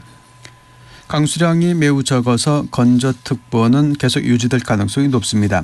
현재 서울과 경기 남부 내륙, 영서 남부, 강원 영동, 충청권 내륙, 경북권, 일부 호남지방 건조특보가 발효 중입니다. 특히 강원 산지는 바람도 매우 강하게 불겠습니다. 작은 불씨가 큰 불로 번질 수 있습니다. 화재 예방에 각별히 주의하시기 바랍니다. 내일 기온 평년보다 높겠지만 모레와 글피 중부지방 아침 기온이 평년보다 낮아져 0도 이하로 내려가는 곳이 있겠습니다. 내일 아침 기온 서울 7도, 대구 8도가 예상입니다. 낮 최고 기온은 서울 12도, 대전, 세종, 부산 18도, 울산 19도, 강릉 20도, 광주 21도, 대구, 제주는 22도가 예상입니다. 미세먼지 농도는 좋음이나 보통으로 예상되지만 충청과 전북은 밤에 일시 농도가 높아지겠습니다. 서울지방 현재 기온 9.3도, 습도 68%입니다. KBS 58분 날씨 전금배입니다.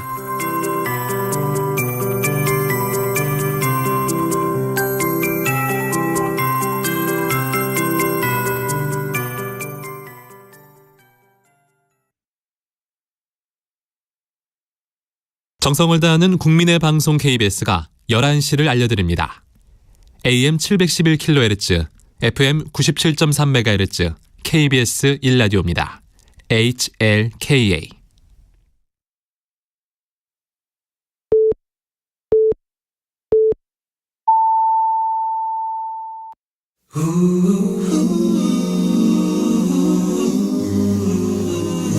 이 밤 그냥 보내긴 아쉬우니까요.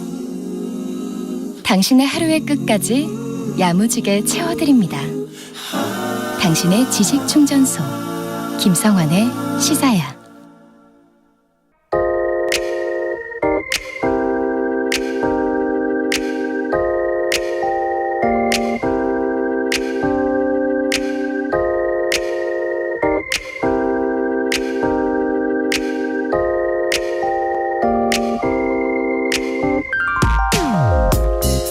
매년 연말이면 어김없이 나타나 거액을 기부하고 사라지는 전주 노송동의 얼굴 없는 천사 이야기, 아마 들어보신 적 있으실 겁니다. 23년째 한결같이 나타나 기부한 금액이 모두 8억 8천만 원. 그가 펼친 온정이 6,500여 가구에 전달됐다고 하니 언론이 주목하는 게 어쩌면 당연할 것 같습니다. 그의 선행에 감동받은 지역 주민들은 지난해 기부천사 쉼터에 희망을 주는 나무라는 조형물을 설치해 익명의 기부자에게 이런 감사의 마음을 전했다고 합니다. 얼굴 없는 천사여, 당신은 어둠 속의 촛불처럼 세상을 밝고 아름답게 만드는 참사랑입니다. 사랑합니다. 연말연시도 아닌데 느닷없이 기부천사 이야기인가 궁금하실 것 같은데요. 지난 일요일 새벽 수원시청에 누군가 찾아와 컵라면 36상자를 두고 사라졌다고 합니다. 익명의 기부자는 편지에 이런 사연을 남겼는데요. 수년 전 광교산 산불 때 공직자분들의 엄청난 노고를 눈앞에서 목격했습니다. 매년 고생하시는 공직자들을 위해 약소하지만 간식으로 컵라면을 준비했습니다. 수원시장은 기부 사실을 공개하면서 더 열심히, 더 철저하게 시민의 안전을 지키겠다는 각오를 다졌다고 합니다. 매년 봄철 대형 산불이 발생할 때마다 산불을 감시하는 또 진화하는 공무원들의 노고는 산불 피해 소식에 가려 잘 전해지지 않고 있는데요. 이틀 전 경남 화동에서 발생한 산불을 진화하다 60대 진화대원이 사망하고 지난해 3월 열흘 넘게 계속된 울진 삼척 산불 때도 비상근무를 하던 소방관이 과로로 숨지는 일이 있었지만 사람들의 기억 속에서 금세 사라지고 말았습니다. 그리고 매년 산불이 발생할 때마다 소방 헬기의 노후화가 심각하다는 지적이 나오고 있지만 산림 헬기 48대의 평균 연식은 약 23년, 2010년 이후 도입된 새 헬기는 단 6대에 불과한 상황입니다. 산불 헬기의 절반 이상을 차지하는 러시아제 헬기가 상대적으로 노후화가 더 진행됐지만 미국의 대로 경제 제재로 부품을 구할 수 없어 다른 헬기에서 부품을 빼내 또 다른 헬기로 옮겨지는 부품 돌려막기를 하고 있는 실정이라고 합니다. 그러니까 어쩌면 익명의 기부자는 컵라면을 통해 기부의 중요성도 알리고 있지만 산불 감시 체제의 허점도 경고하고 있는 것은 아닐까, 이런 생각 해봤습니다. 지금까지 오늘의 발견이었습니다.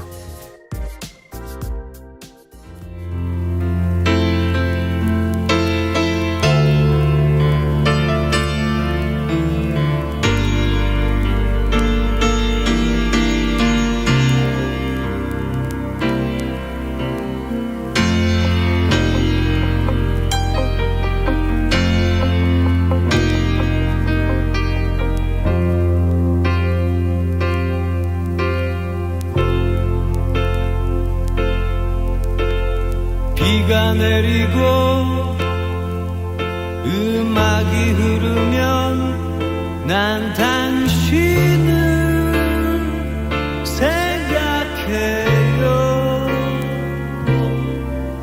당신이 떠나시던 그 밤에 이렇게 비가 왔어요. 비가 내리고 음악이 흐르면 난 당신을 생각해요. 당신이 떠나시던 그 밤에 이렇게 비가 왔어요.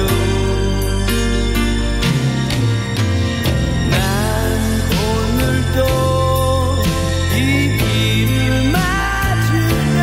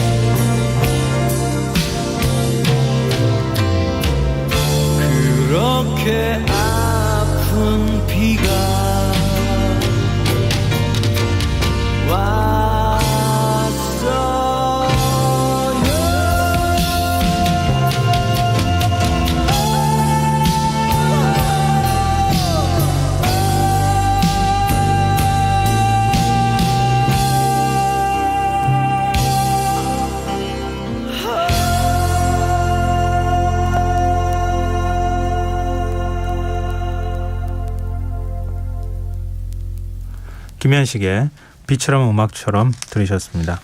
김성환의 시사는 언제나 청취자 여러분들의 관심과 참여 기다립니다. 오늘도 방송 내용과 관련한 청취자분들 의견 계속 들어오고 있는데요. 또 오늘의 발견 들으시고 6147님께서 안녕하세요. 요즘 전주 소식이 많아 반갑네요. 얼굴 없는 천사, 기부천사에게 마음 따뜻해지는 이 시간 기분 좋아지게 하네요. 개인주의가 만연한 시대를 살고 있지만 마음 따스한 이들이 있어 아직 살만한 세상이구나 느낍니다. 좋은 말씀 감사합니다. 이렇게 전해주셨습니다. 전주에 사시는 분 같은데요.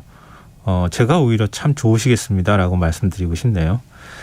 그리고 5517님. 이런 프로를 통해 늘 당연하게만 여겨왔던 각 분야의 공직자들의 노고에 감사를 드리고 싶어요. 특히 소방관분들 고맙습니다. 이렇게 문자를 주셨습니다.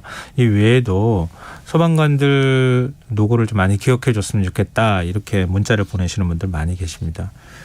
요즘 또 산불이 많이 발생하는 시기라 공직자분들 산불 예방 활동도 다 어쩌면 지자체 공무원들이 하고 있거든요. 아마 마음을 편하게 놓을 수 없을 거예요. 소방대원들, 산불 진화 특수구조대, 진화대원 이런 분들 노고가 얼마나 크겠습니까? 한 이틀 3일씩 집에도 못 들어가고 산불 진화를 하고 있다고 하는데요. 이런 분들이 몸 상하지 않으셨으면 좋겠고요. 주변에 많은 분들이 관심을 좀 가져주셨으면 좋겠습니다. 그리고 공무원분들이 늘 사실은 국민들한테 오히려 칭찬보다는 질책의 소리라든가 이런 거 듣는 분들이 있을 거예요. 또 그런 거에 아쉬워하실 것 같은데요. 저희 청취자분들 문자 보내는 거 보셨으면 좋겠어요. 많은 분들이 공무원들, 공직자들의 노고에 정말 응원한 노고가 없도록 많은 도움을 주고 관심을 가졌으면 좋겠다. 이렇게 문자를 보내주고 계십니다. 네, 자 계속 문자 보내주십시오. 저희가 추첨해서 당첨자분들께 모바일 쿠폰 선물로 드리겠습니다. 참여하실 번호는 샵9730이고요. 짧은 문자는 50원, 긴 문자는 100원의 정보 이용료가 부과됩니다. 콩 게시판 KBS 1라디오 유튜브 채널을 통해서도 무료로 참여하실 수 있습니다. KBS 1라디오 김성환의 시사회와 함께하고 계신 지금 시각은 11시 10분입니다.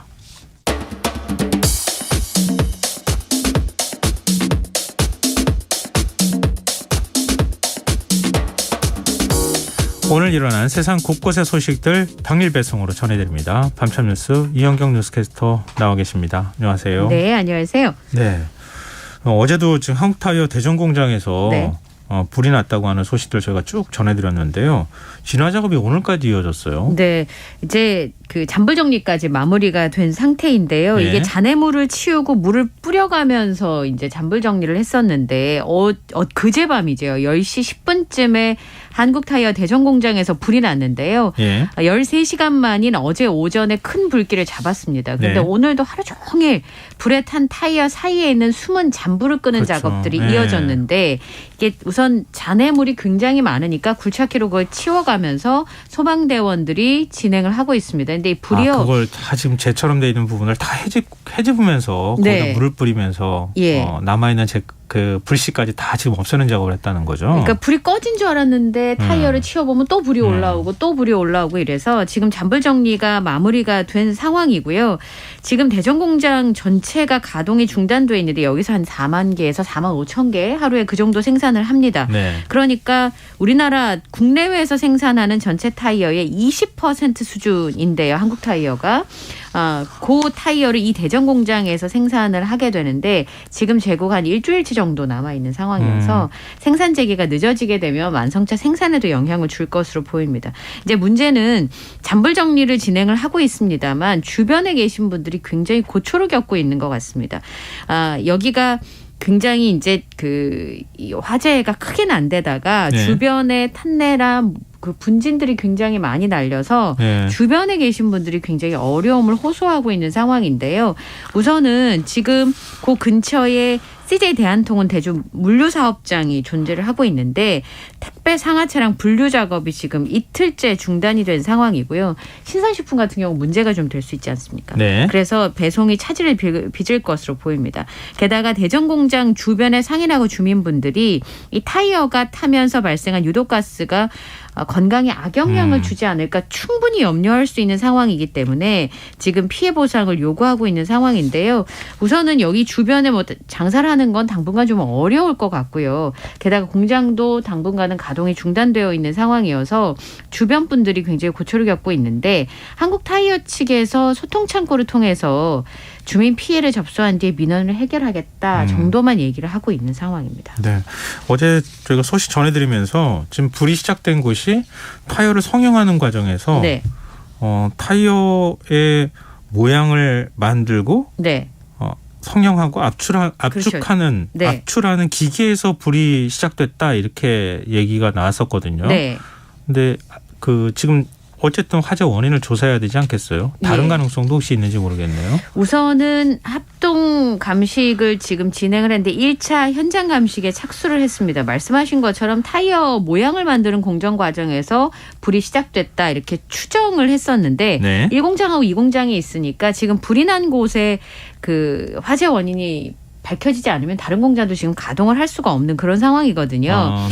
게다가 지금 말씀하셨던 그 가류 과정이라고 하는 타이어를 이렇게 쪄내는 그 과정에서 문제가 생긴 건데 전혀 감식을 할 수가 없습니다. 기계나 이 구조물이 완전히 붕괴가 된 상황이기 때문에 그걸 좀 지금 이제 정확한 화재 원인이 발생할 때까지는 시간이 좀 걸릴 것으로 보이고요. 우선은 발화 지점이 이제 최초로 연기가 목격된 지점이 성형 압출 기계에 있는 컨베이어 아래쪽이었는데 고무에 150도가 넘는 열을 가해서 만든 타이어 완제품을 이동시켜주는 상황인데요. 이 장비로 인근의 기름 성분하고 분진 등이 가득했던 것으로 전해지고 있습니다. 컨베이어 벨트 밑에 쪽에서 화염을 봤다라고 했으니까 최초로 화재가 발생하고 컨베이어 벨트를 따라서 이동이 된 것은 아닌가 이렇게 보고 있습니다. 게다가 분진들이 많고 충분히 불에 탈 수 있는 제품들이 굉장히 많았던 상황이었기 때문에 그런 부분들에 대해서 좀 살펴보고 있는 상황이고요. 그러니까 압출기계에서 시작된 불이 컨베이어 벨트 등에 옮겨 붙은 것으로 현재는 보고 있습니다. 게다가 바람이 세게 불면서 불길이 이 공장과 물류창고 한 개동으로 급속도로 번진 것으로 추정을 하고 있는 상황입니다. 또 하나는 이제 스프링클러가 제대로 작동을 했느냐 이건 또 다른 문제이거든요. 그러니까 불이 어디서 발생을 해서 어떤 식으로 번져갔는가도 중요하지만 스프링클러가 결정적인 역할을 해줘야 불을 잡을 수가 있는데 구조적인 한계가 있었던 것으로 보고 있습니다. 한국 타이어 측에서는 그 화재 당시에 소방시설에 문제가 없었다라고 얘기를 했는데요. 타이어 제조 설비에서 시작된 불이 순식간에 공장으로 번지는데 타이어가 여러 군데 쌓여 있었으니까 불쏘시개 역할을 했을 것이고요. 근데 이 불이 난 공장이 선반식 창고 형태로 되어 있는데 스프링클러가 천장과 선반 사이에 일정한 간격으로 되어 있지만 제품이 겹겹이 쌓여 있으면 아래쪽으로 물이 충분히 닿을 수가 없는 구조였습니다. 게다가 이 스프링클러가 불이 감지됐을 때 물을 끌어오는 준비 작동식이어서 즉시 작동하기가 또 구조적으로도 어려운 문제가 있지 않았을까 이렇게 지금 추정을 하고 있는데요. 창고 시설에 방수량을 2배로 늘린 습식 스프링클러를 설치하도록 하고 또 선반 사이에 분사구 형태로 기존의 4m에서 3m 좀 좁혀가지고 스프링클러를 설치하는 부분에 대해서 기준을 마련하고 있는데 이게 좀 지은 지 좀 오래가 됐잖아요. 새로 증축한 곳을 제외하고 또 샌드위치 패널로 되어 있는 것으로 알려져 있어서 이런 부분들도 화재의 화재가 더 번지게 하는 또 화재를 끄기가 어려운 그런 구조가 되지 않았나 지금 살펴보고 있습니다. 근데 아까 말씀하실 때 좀 이해가 안 됐던 게 타이어를 만드는 공장이잖아요. 거기서 불이 나면 타이어가 타면서 불이 잘 안 꺼진다는 사실은 아마 공장에 있는 사람들이라면 누구나 다 알 수 있는 걸 텐데 이렇게 불이 났을 때 끌 수 없는 소방 장치라든가 소화 장치가 만들어져 있다는 게 우리 잘못된 거 아닌가 싶어요. 뒤늦게 이제 불이 나면은 잘 끌 수 있도록 하겠습니다라고 하는 거에 기존에 소방 시설 자체가 잘못돼 있었다는 것을 오히려 증명하고 있는 거 아닌가 그런 생각이 드네요. 다음 뉴스로 넘어가 보겠습니다. 요즘 이른바 사이비 종교를 다루는 다큐멘터리가 공개돼서 그 파장이 그래서 사실은 이른바 사회비전교에 대해서 한동안 얘기가 없었는데 이 다큐멘터리가 나오고 난 다음에 굉장히 이 파장이 커지고 있어요. 처음 알려진 건 아니죠. 네, 저도 예전에 기억이 나요. 언론을 통해서 저는 보도 프로그램이나 추적 프로그램에서 여러 차례 목격을 했었거든요. 그런데 이번에 좀 달랐던 점은 뭐냐면 이미 알려진 사실이었긴 했지만 다큐멘터리를 통해서 이게 이제 공중파에서 방송되는 것이 아니다 보니까 좀 더 이 과거에 이 JMS 핵심 인물들의 생생한 증언이 이어졌고 피해자들의 생생한 증언이 그대로 이제 나가다 보니까 오히려 많은 분들이 더 체감을 하신 게 아닌가. 저는 이제 그런 생각을 했었거든요. 네. 모자이크 처리해야 되고 다 그대로 진술하기는 좀 어려운 측면이 있죠. 공중파의 경우에는. 네. 그런데 이번에 다큐멘터리를 보시면 저 정도까지였는지 몰랐다. 이런 반응들이 많았고 제가 방송하러 버스 타고 오는데요. 오는 버스 안에서도 이 얘기가 굉장히 주 화제가 되는 걸 제가 목격을 했었는데 다들 그렇게 얘기하신 거죠. 이 정도일 줄은 상상할 수 없었다. 그리고 역겹고 더럽고 추악하다. 이런 반응들이 이어지고 있는데요. 사이비 종교인 JMS의 교주의 성폭행 범죄자 정명석의 만행을 적나라하게 폭로한 다큐멘터리가 화제입니다. 실제로 기존의 이 JMS 신도들이 정명석이라고 하는 교주의 취향에 맞는 여성을 물색하고 처음엔 굉장히 친밀하게 대해준다고 합니다. 그다음에 이제 신뢰가 쌓이게 되면 성경 공부를 제안하고 교리 교육을 하게 되는데 교리의 세뇌가 완료가 되면 개인 면담을 잡는다는 거죠. 정명석이랑. 그리고 여기서 성폭행이 자행된다는 건데요. 근데 이제 그 당시에 피해자는 굉장히 혼란스러운 상황인데다가 이게 하나님의 사랑이라고 하면서 성폭행을 정당화하고 또 정신적으로 지배하고 조종하는 가스라이팅이 시작이 된다는 겁니다. 이미 정명석은 아시다시피 징역 10년형을 받고 만기 출소한 상황인데 그 이후에도 수많은 여성을 성폭행한 것이고 한 상황이고 이게 지금 재판이 넘겨져서 재판이 진행 중인 상황이죠. 그리고 온라인에서는 이 정명석의 JMS 교회가 어디 있는지 알려주는 정보들이 굉장히 빠르게 퍼지고 있습니다. 전국 교회 주소 이렇게 해서 올려져 있고요. 그리고 또 뭐 일부 이제 그렇게 알려진 곳에는 간판을 바꿔단다 이런 보도들도 나오고 있습니다. 이게 과거에 MBC에서 보도를 했던 거잖아요. 네. 뭐 비슷한 교회 종단에서 또 비슷한 일로 가서 막 MBC 점거하겠다고 가서 시위했던. 기억납니다. 그때 제가 그 자리에 있기도 했었어요. 그래서 너무 기억이 잘 나요. 네. 근데 어떻게 계속 범행을 출사하고 난 다음에 또 비슷한 범행을 저지를까 이해가 안 되는데, 근데 최근에 이 JMS의 2인자가 있다라는 보도가 나왔어요. 이게 어떻게 된 겁니까? 이 그 성범죄자인 기독교 복음성교회가 JMS인데요. 이 얘기는 이 조직의 2인자로 알려진 정조은 씨의 발언이 공개가 됐습니다. JMS의 공식 유튜브 채널에 이건 제가 참 이 행태를 참 이해하기가 어려운데 유튜브 채널에 33분 분량의 영상이 올라왔습니다. 근데 여기서 이제 분당에서 JMS 교회 지도자들이 모임에서 이 정조은이라고 하는 사람이 발언을 이어가고 있습니다. 그런데 이 사람은 성령의 상징체로 통한다고 하네요. 평생 결혼을 하지 않고 정명석을 위해 사는 여신도 모임인 상록수라고 하는 모임이 있는데 거기 소속이라고 합니다. 이 사람은 굉장히 높은 그 위치까지 올라갔어요. 사도직을 거쳐서 2006년에 정명석에게 성령 상징체란 이름을 부여받았고 2인자로 활동했다는 겁니다.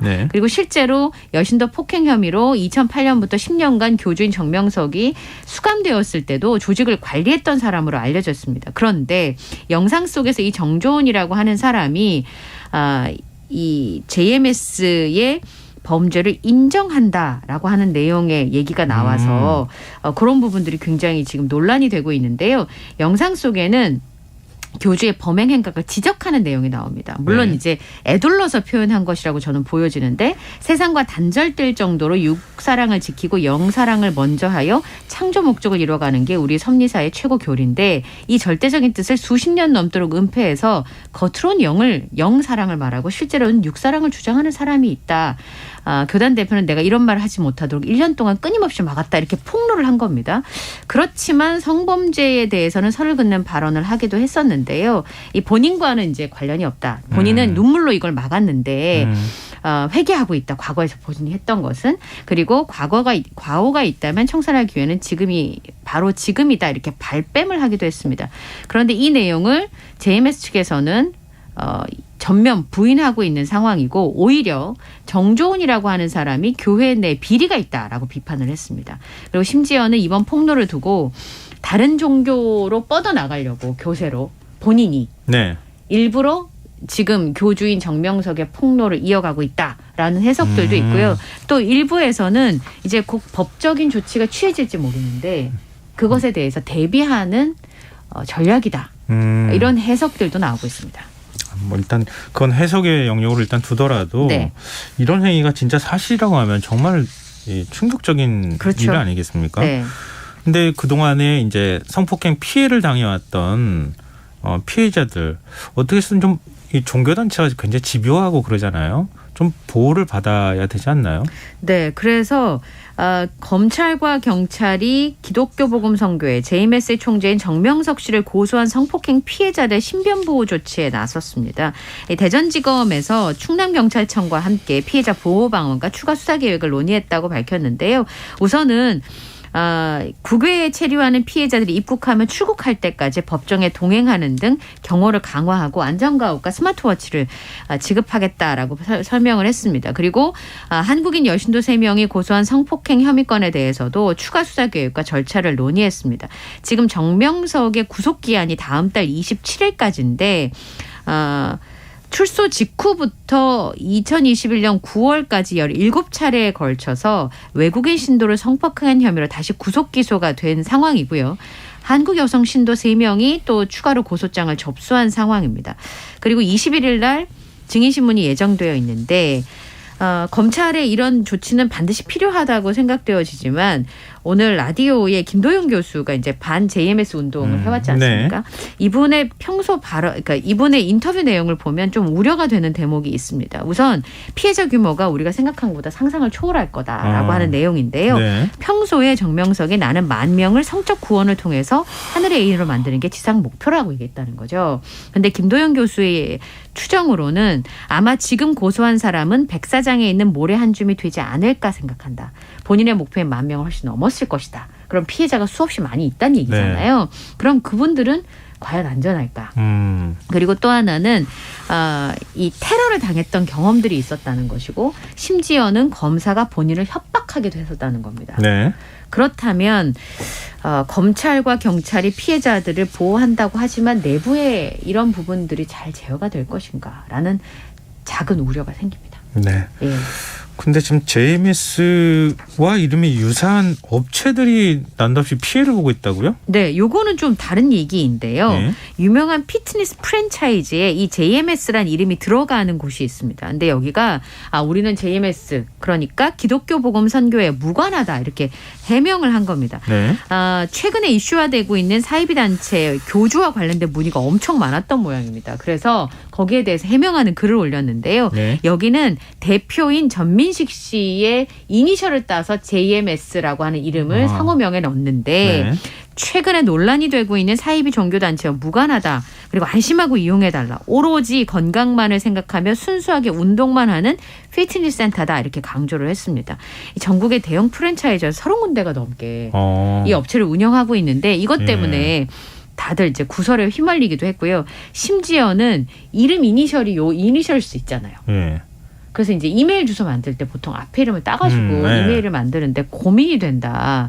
그리고 심지어는 골프장 이름이어서 그 의심을 했는데 알고 보니까 전미선 프로골퍼가 이제 골프장을 하다 보니까 그 이름을 쓸 수밖에 없었던 거예요. 약자를 쓰다 보니까. 근데 이렇게 엉뚱한 같은 이니셜 쓰시는 분들이 많잖아요. 네. 지금 이렇게 피해를 보고 있는데 방금 전에 말씀하신 것처럼 좀 구분을 좀 하셨으면 좋겠어요. 이거 신도 아니야? 이렇게 의심한단 말이죠. 네. 네. 자, 지금 여러분께서는 KBS 라디오 김성환의 시사회와 함께하고 계십니다. 밤참수 계속 이어가겠습니다. 이태원 참사 유가족들이 용산 대통령 집무실 앞에서 경찰과 대치하는 일이 있었어요. 네. 9시간가량 농성을 하다가 해산을 했는데요. 네. 이태원 참사 유족들과 12구 이태원 참사 시민대책회의의 설명을 들어보면 전쟁기념관 앞에서 오전 11시에 기자회견을 했습니다. 그리고 그 기자회견이 끝나고 난 다음에 윤석열 대통령의 답변을 촉구하면서 대통령실 행진에 나섰는데요. 유가족 10여 명 분들이 대통령에게 직접 답을 듣겠다라고 하면서 집무실 쪽으로 들어가려고 했고 경찰들이 막으면서 물리적 충돌도 발생을 했습니다. 경찰과 대치는 굉장히 길어졌고요. 해가 지고 저녁이 됐습니다만 대통령실에서는 별다른 답을 내놓지 않았습니다. 그래서 저녁 7시 30분경에 서울시청 분향소로 돌아가기로 결정을 했습니다.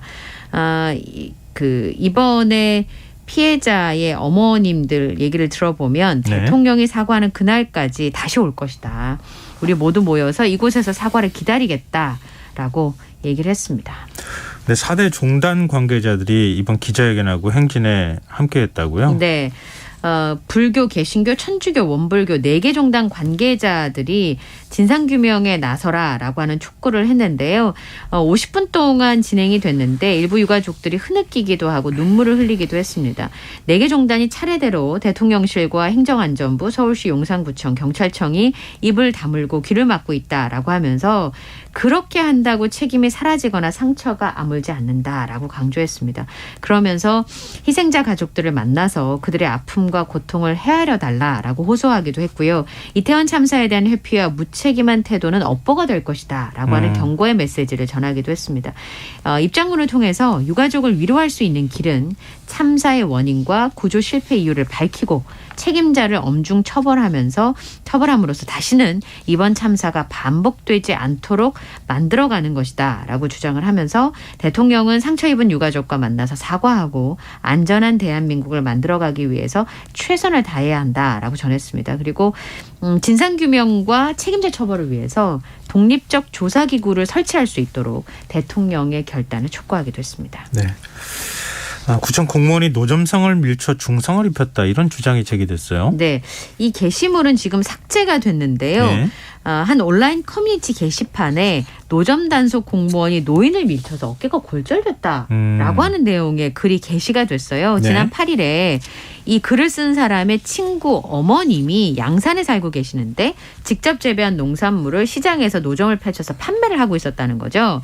그런데 이제 그 와중에 남구청에 건설과 공무원들의 단속을 받게 됐는데 영상을 공개를 했습니다. 근데 직원들이 나물이 담긴 소쿠리를 압수를 하고요. 노점상인 이분이 요거를 되돌려 받으려고 애쓰면서 물리적 충돌이 있었습니다. 그래서 직원이 뿌리치는 동작을 하는 동안 어깨부터 바닥에 부딪히면서 넘어지게 되신 거예요. 이분이 어깨 수술을 받았고요. 10주 진단을 받아서 입원 중이고 지금 정신적 장애 증상을 겪고 있다. 그런데 남구청에서 공무집행 방해를 하면서 가족들에게 연락했다. 어떻게 하면 좋겠냐. 자문을 구한다. 이런 글이 올라온 거죠. 구청에서 뭐라고 해명하고 있습니까? 예기치 못한 사건이었다고 설명을 하고 있습니다. 네.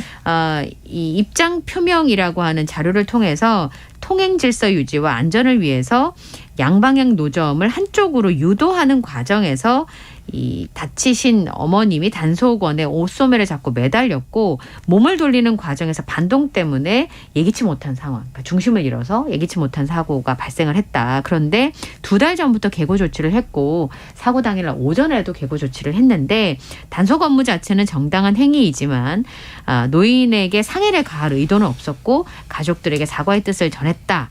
그리고 공무집행 방해는 적용하지 않겠다. 치료비는 보상하겠다. 이런 입장을 밝혔습니다. 네. 자, 오늘 밤참스 여기까지 하겠습니다. 지금까지 이현경 뉴스캐스터와 함께했습니다. 고맙습니다. 감사합니다.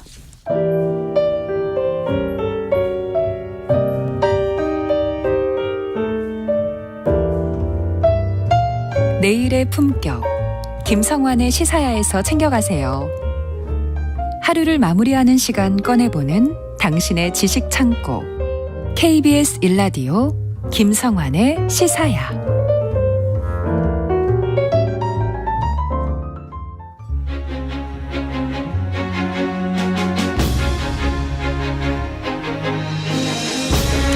지금 리움미술관에 가면 국가 지정문화재 가운데 절반이 넘는 조선백자를 볼 수 있다고 합니다.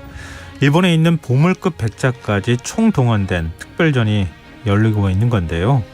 조선 도자기 역사를 백자라는 키워드로 보여주는 것도 인상적이지만 흠결이 있는 백자를 꺼내놓은 점 역시 주목할 만한 부분이라고 합니다. 흔적의 역사, 오늘은 조선 백자에 숨겨진 이야기 살펴보도록 하겠습니다. 경향신문 이기환 히스토리텔러 나와 계십니다. 안녕하세요. 안녕하세요. 예. 이 조선백자 국보 보물 가운데 절반이 넘는 유물이 총동원돼 전시되고 있다고요? 예, 그래서 그 언론 공개 후에 인터넷 사이트의 신문 제목들을 보니까 예. 현란하더라고요. 무슨 뭐 너희 중에 뇌에 군제 기계가 있냐 뭐 이렇게 예. 하고 또 뭐 백자쟁명, 청화, 철화, 동화, 조선백자 뭐 대표들 다 모인 챔피언스리그다 뭐 하고 또 자기 몸까지 해서 눈 뗄 수 없는 조선백자다. 그리고 어둠을 몰아내는 조선백자의 스펙터클이다. 뭐 이런 되게 그 현란한 제목들인데 네. 각 언론사에서 보면 그 편집자의 감각을 이렇게 마음껏 뽐낸 온갖 수식어와 함께 이렇게 뭐 앞다퉈 소개를 했는데요. 조선백자 중에 국보보물로 지정된 국가지정문화재가 59점이에요. 예. 그중에 절반이 넘는 31점, 국보가 10점이고 보물이 21점이고 그다음에 일본 소재 34점까지 포함해서 총 185점의 백자가 총 출동한 특별전입니다. 원래 리움미술관이 조선백자를 많이 네. 특히 이제 국보급 네. 조선백자를 많이 갖고 있는 것으로는 유명하잖아요. 네. 그런데 다른 곳에 있는 백자까지 갖고 오고 특히 일본으로 넘어간 네. 백자까지 네. 지금 갖고 왔다. 네, 규모가 뭐 굉장할 것 같은데요. 근데 특별전 제목이 조선백자 군지지향이에요. 군자지향입니다. 군자지향. 예, 그렇습니다. 왜 군자라는 그 예. 명칭을 넣었을까요? 논어의 옹야편에 이런 대목이 있어요. 예. 그러니까 본바탕이 겉모습보다 나오면 거칠고 겉모습이 본바탕보다 나오면 호화스럽다. 그래서 외관과 본바탕이 어울린 뒤에라야 군자답다라고 했는데요. 바로 이 조선백자야말로 겉과 속이 조화를 이룬 군자의 모습과 닮았다라고 해서 전시 그 책임자가 그렇게 얘기를 하더라고요. 국보급 백자는 몇 점 정도 됩니까? 국보급 보물급 해서 이제 아까 얘기했던 59점인데 예. 그중에 이제 31점이 이제 이 나왔는데요. 예. 사실 그 국보 보물이 31점이 나왔다 그랬잖아요. 예. 그러니까 국내 소장품 3점 포함하고 그다음에 일본에 있는 백자 8점까지 해서 베스트 42점을 한 공간에 가림막 없이 이렇게 쭉 펼쳐놨습니다. 그래서 가보면 되게 좋아요. 그래서 전시장 가면은 예. 뭐 청화, 철화, 동화 안료로 이렇게 다양한 무늬를 지닌 그런 백자들이 총 출동해서 어떻게 보면 눈이 호강을 한다라고 볼 수가 있죠. 그러니까 큰 공간 안에다가 백자들이 이렇게 쫙 베스트만 이렇게 네, 쫙 같이 이렇게 예. 뭐 일렬도 아니고 곳곳에 쫙 이렇게 일렬로 쭉 이렇게 했어요. 이렇게 해가지고 또 곳곳에 이렇게 쭉 하고 그래갖고 위에 조명이 이렇게 다 한 번으로 다 볼 수 있게 했습니다. 일단 거기에 그 위용과 기세에 그냥 확 짓눌릴 것 같은데 가면. 네. 근데 가장 눈에 띄는 백자 어떤 게 있습니까? 사실은 그 보는 사람 마음이죠. 뭐 화려한 거 좋아하는 분도 있고 그런데 저는 그 중에서 이제 스토리가 있는 백자에 눈이 갔는데 네. 이 전시장에 열지어 들어서 어떤 휘황찬란한 백자 가운데 맨 뒤에서 그런 화려한 백자들을 든든하게 지켜주는 백자 달 항아리 3점에 이제 관심이 갔는데요. 네. 그 중에 아까도 말씀드렸지만 그 흔히 흠결이 있는 그런 2점에 특히 이렇게 눈길이 머물더군요. 아, 이게 국보 보물이에요? 예, 그 하나는 국보고 하나는 일본에서 온 겁니다. 아, 그래요? 이렇게 예. 보통 도자기에 흠이 있다는 거 예. 그거는 국보로 잘 안 지정될 것 같은데. 어떻게 보면 이 국보 백자 달 항아리가 있는데요. 예. 그 바탕은 새하얀데 몸뚱 전체에 커다란 누런 얼룩이 이렇게 있어요. 예. 문화유청 국보 사진을 보면 사실 얼룩이 별로 안 보이는 부분 사진을 썼기 때문에 잘 모르는데 막상 가서 보면 360도 돌면서 이렇게 보면 얼룩이 엄청나게 크더라고요. 그래서 이 순백색의 아름다움을 최고의 가치로 친다면 흠결이라는 것은 이만저만한 것이 아니다라고 할 수가 있는데 이 항아리를 구입할 때 당시 리움미술관 관계자가 고 이건희 회장의 출근길을 막아서서 결제한 것으로 유명하죠. 당시에 뭐 아파트 한 채 값을 치렀다라는 소문이 있습니다. 비싸군요. 그런데 예. 얼룩이는 항아리에 어떤 가치가 있길래 이런 아주 호환 대접을 해준 겁니까? 그러니까 국보까지 됐잖아요. 예. 사실 이유가 있는데 약간 비대칭인데 예. 거의 풍만한 정원을 그리는 어떤 그 거의 완벽한 달 항아리다라는 것에서 일단 점수를 얻었고 예. 그 몸통에 가득한 얼룩 또한 국보로서의 가치를 좀 높였는데요. 분석 결과 식물성 기름인 것으로 이제 추정이 됐습니다. 네. 그래서 이 항아리에 스며든 그러니까 담겨 있던 기름이 밖으로 배어난 건지 혹은 항아리가 엎어져서 옆에 쏟아져 있던 기름에 이렇게 흠뻑 젖어든 건지는 확실치는 않습니다. 네. 다만 이 항아리가 감상용이 아니고 당대 사람들의 손때와 기름때가 묻은 어떻게 보면 생활 용기였다라는 점에서 큰 의미를 더 줄 수가 있다라는 거죠. 그러니까 어디 뭐 이렇게 전시 용도로 예. 그냥 근사하게 만들어서 이렇게 둔 게 아니라 누군가 굉장히 생활 속에서 많이 사용한 거기 때문에 그것도 또한 역사적 가치를 인정했다. 그래서 이 승정원 일기를 보면 하양 항아리에 술과 참기름이라든가 꿀을 담았다라는 기록이 나오는데요.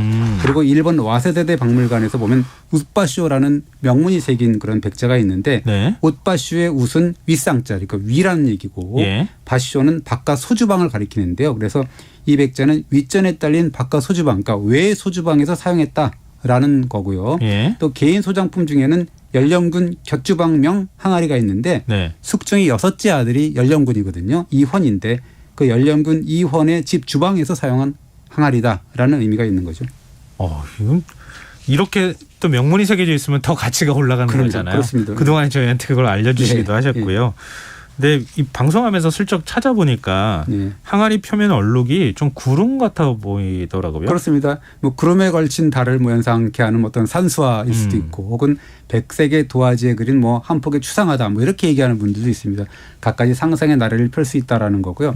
한 가지 여담은 이 항아리를 들고 온 사람이 백자 표면에 얼룩을 지우면 어떠냐라고 했다는 건데 그래서 이제 유물을 구입한 미술관 관계자가 기겁을 하면서 손사래를 쳤다고 해요. 사실 이 골동품계에서 뭐 얼룩을 지우는 것은 다반사였는데요. 그러나 이 관계자는 얼룩을 빼면 사지 않겠다라고 해서 다짐을 해두었다라고 합니다. 왜 이랬을까요? 얼룩을 뺐다면 좀 밋밋하죠. 왜냐하면 오히려 그런 어떤 백자의 역사성 이것이 이제 얼룩에 담겨 있는 거기 때문에 송두리째 그것이 없었으면 송두리 살았을 거고 어떻게 보면 그 이 모골이 성립된다. 왜냐하면 그 얼룩을 다 지웠으면 깨끗하긴 하지만 좀 어떻게 역사성은 없어진다라고 볼 수가 있는 거죠. 그리고 그 얼룩 북부 항아리가 이렇게 있고 그 옆에 오른쪽 옆에 보면 또 한편의 스토리를 담고 있는 또 달 항아리가 있어요. 그래서 그걸 보면 좋을 것 같고 이 항아리가 일본의 오사카 시립 동양 도자미술관 소장품입니다. 근데 달 항아리가 워낙 크잖아요. 이렇게 안을 정도로 크잖아요. 그렇습니다. 거기다가 꿀을 넣으면 얼마나 많이 담겼을까 하는 그런 생각이 문득 지금 들었습니다. 어쨌든 그 항아리가 산산조각이 났다가 깜짝같이 복원된 그 백자입니까? 그렇습니다. 자그마치 300조각으로 박살난 항아리다라는 건데요. 원래 이 항아리는 일본에서 소설의 신으로 추앙받고 있던 그런 시가 나오야와가 관계가 있는 백자라고 하는데 시가라는 사람이 2차 세계대전 직후에 나라의 도다이지라고 해서 동대사라고 하는 그 사찰에 저 관음원에서 머물면서 신세를 지고 돌아갔는데 그래서 이 절의 주지한테 선물로 이렇게 항아리를 주었다고 합니다. 그래서 그 이후에 항아리가 관음전 응접실에 되게 잘 보관되어 있었는데 그런데 1995년 7월 어느 날 사찰에 침입한 남자가 달 항아리를 들고 도망가다가 발각이 되니까 위로 올렸다가 완전히 힘껏 내동댕이 쳤다라고 합니다. 아니 아무리 뭐 붙잡힐 것 같다 하더라도 이런 식으로 깨버릴 필요까지는 없지 않나요? 그러니까요. 그래서 이 포위당하니까 도망가려고 던졌다라고 하는데요. 잽싸게 도망갔다고 하긴 해요. 그래서 사찰 측에서는 미술사학자, 고고학자의 도움을 받아서 이 산산조각난 항아리를 가루까지 솔로 이렇게 잘 쓸어 담았다라고 하고요. 그래서 셀 수 있는 도자기 편만 해서 300조각이 넘더라라는 건데요. 경찰 조사 후에 항아리 조각 그리고 가루를 뭐 오사카 시립 동양 미술관 이제 그대로 기증이 됐는데 박물관 측에서 미술관 측에서는 고심 끝에 이게 가능한 형태만이라도 좀 복원하는 게 어떠냐라는 결론을 내렸죠. 아니 가루가 될 정도인데 지금 300조각으로 쪼개졌다 그러잖아요. 맞아요. 어떻게 복원했을까요? 그러니까 그래서 수리 복원하는 전문가들도 이거는 불가능한 미션이라고 얘기를 했는데요. 그중 한 전문가가 손을 들고 나섰다 그래요. 내가 한번 해보겠다라고 하는데 그래서 미술관 측에서도 긴가민가 했는데 6개월 후에 그 전문가가 복원이 거의 다 됐다라고 하면서 복원 중인 달 항아리를 들고 왔는데 거의 완벽한 형태로 그 복원된 상태였다라고 합니다.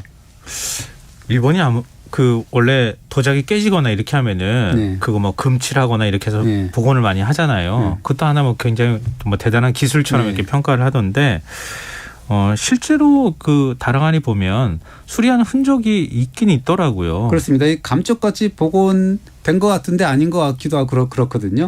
사실은 그 복원 전문가가 마무리를 지으면서 그래서 이제 갖고 온 이유가 미술관 관계자한테 물어봤다 그래요. 마무리 복원 방향이 있는데 두 가지다. 복원한 흔적까지 완전히 지울 수가 있고 또 혹은 자세히 보면 복원하는 흔적을 좀 알 수 있게 하는 그런 복원 방법도 있다. 두 가지 방법 중에 어느 걸 택하겠습니까? 라고 물어보니까 이제 미술관 측에서는 서슴없이 두 번째 복원 사실을 알 수 있게 해달라라고 했습니다. 이것도 대단하네요. 그렇습니다. 그래서 제가 이번에 출품된 그 이 달 항아리를 눈이 빠져라고 봤거든요. 근데 구별할 수 있다 그러는데 사실 구별 못할 거예요. 왜냐하면 고화질 사진까지 확대해서 제가 봤는데 결국 찾아내지 못했어요. 그래서 이게 어떻게 발견할 수 있을까 했는데 전시 기획자의 설명을 듣고 이거다라고 표시를 해줘가지고 거의 그 완전히 이제 뭐 이게 희미한 흔적을 분간할 수가 있었는데요. 여러분도 제가 사진 하나 올려놨거든요. 그래서 이 제가 표시해 놓은 사진에서 그 흔적을 한번 찾아보시기 바랍니다.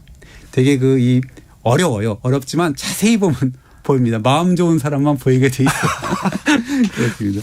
그래서 이 두 점 외에도 이 세 점이 있는데 베스트 40위에 선발된 그거는 보물이에요. 보물 달 항아리 역시도 특징이 있는데 보면 가운데 부분에 이렇게 보면은 아래 위를 따로 만들어서 붙인 흔적이 있습니다. 그래서 이 달 항아리의 제작 특성을 단적으로 보여주는 그런 사례다라는 측면에서 가치가 높죠. 저기 미슐랭 가이드 시간에 달 항아리를 위 아래를 이렇게 따로 만들어서 붙이는 거다 이렇게는 저희가 뭐 같이 얘기하면서 청취자분들에게 설명을 드린 적은 있는데요. 근데 이렇게 달 항아리를 높게 평가하는 이유, 역사적인 관점으로 보면 어떻습니까? 뭐 사실은 뭐 이 여러 그 휘황찬란한 그런 뭐 백자도 사실은 절정의 예술성을 뽐내는 거죠. 그런데 뭐 왠지 살 좀 찌고 혹은 비대칭이고 또 무늬도 없고 그런 달 항아리에 마음이 가는 이유가 뭘까라고 이제 해석을 해보면 사실 성군의 으뜸과 버금이 누구냐면 세종과 성종이잖아요. 이분들이 또 이 순백색의 의미를 좀 알았던 것 같아요. 그래서 세종은 오로지 백자 그릇만 썼다라는 기록이 있고 성종은 안료를 사용하지 않은 순백자잔을 승정원에 하사하면서 이렇게 얘기를 했습니다. 이 술잔은 맑고 티가 없다. 술을 따르면 티끌이나 찌꺼기가 다 보인다. 사람에게 비유하면 대단히 공평하고 지극히 바르다라고 할 수 있다라고 이제 이야기를 했어요. 그러니까 아무런 무늬가 없이 하얀색을 띠는 게 마음을 끈다 뭐 이런 겁니까? 네, 그렇습니다. 이 성종 임금의 한마디가 핵심인데요.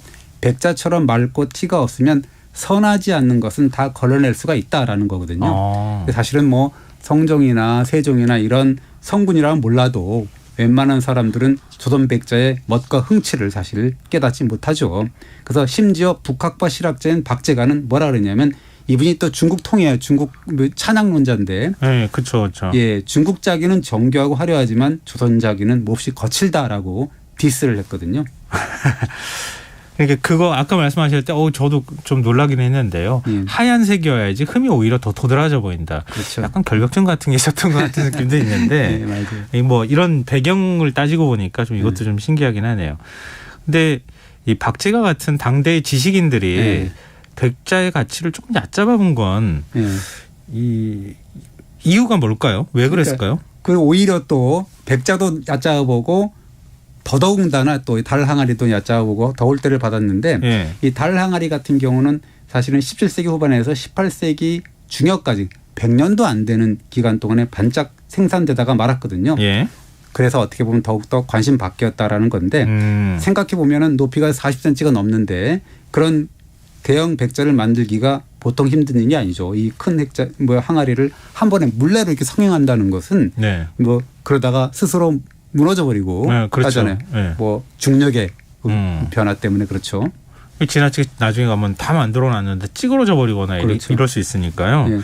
근데 이런 그 달 항아리가 중국하고 일본 같은 데는 있었습니까? 그렇게 큰 건 없죠. 그 중국도 이제 그런 식으로 붙여서 만들었긴 했다 그래요. 근데 위아래를 붙여가지고 중국 같은 경우는 좀 뭔가 이렇게 수출용, 일본도 마찬가지로 굉장히 화려한 달 항아리인데 우리 같은 경우 항아리지만 우리 같은 경우는 좀 다르죠.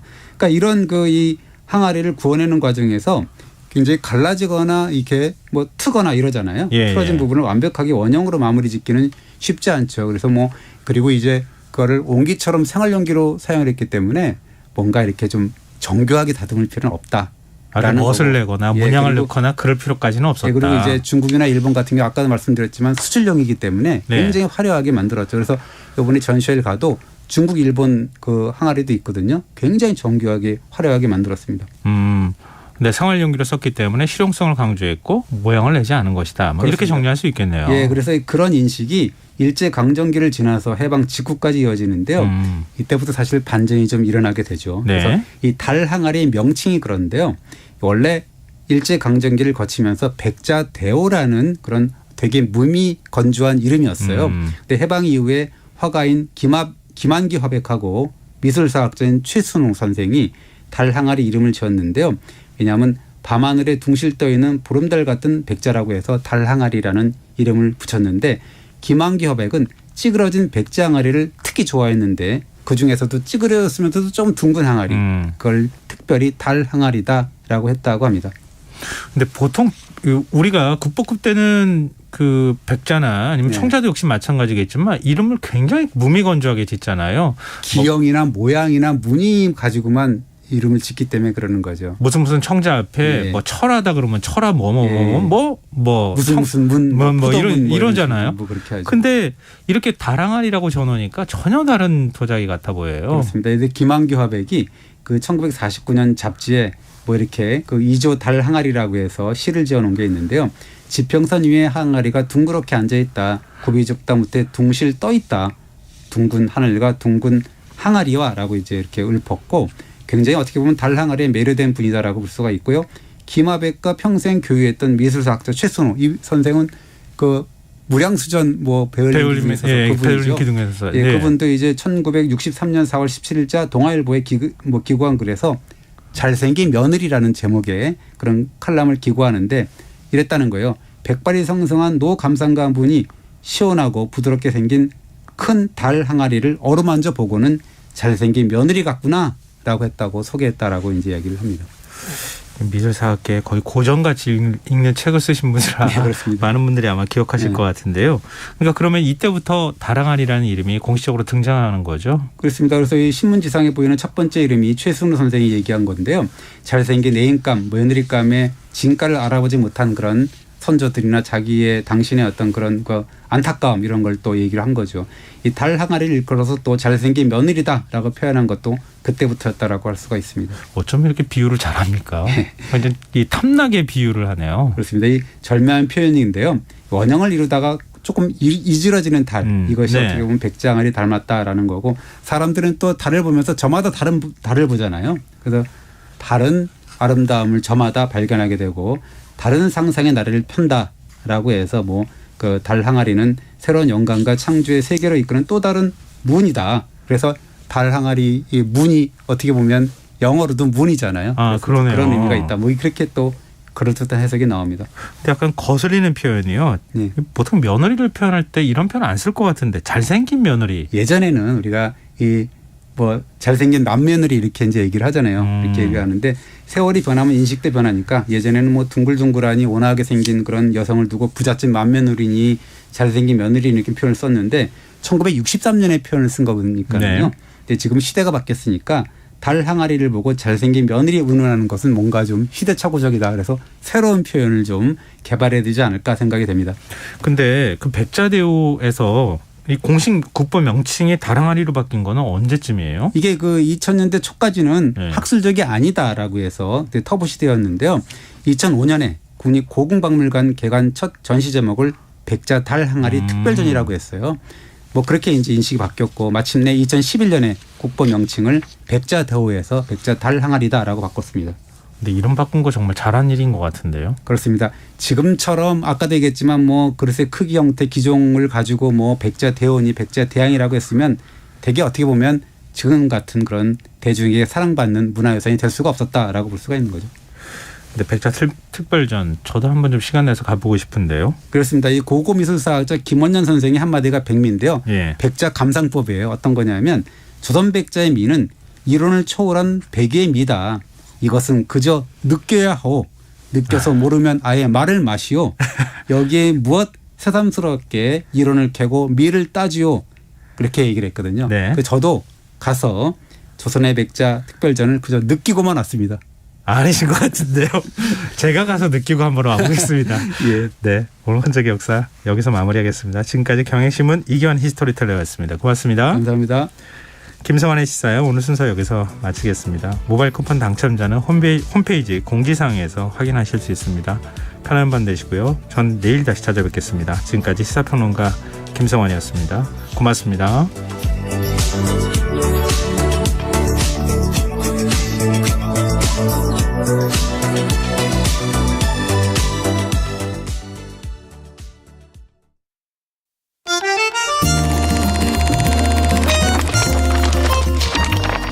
이다혜의 영화관, 정여울의 도서관.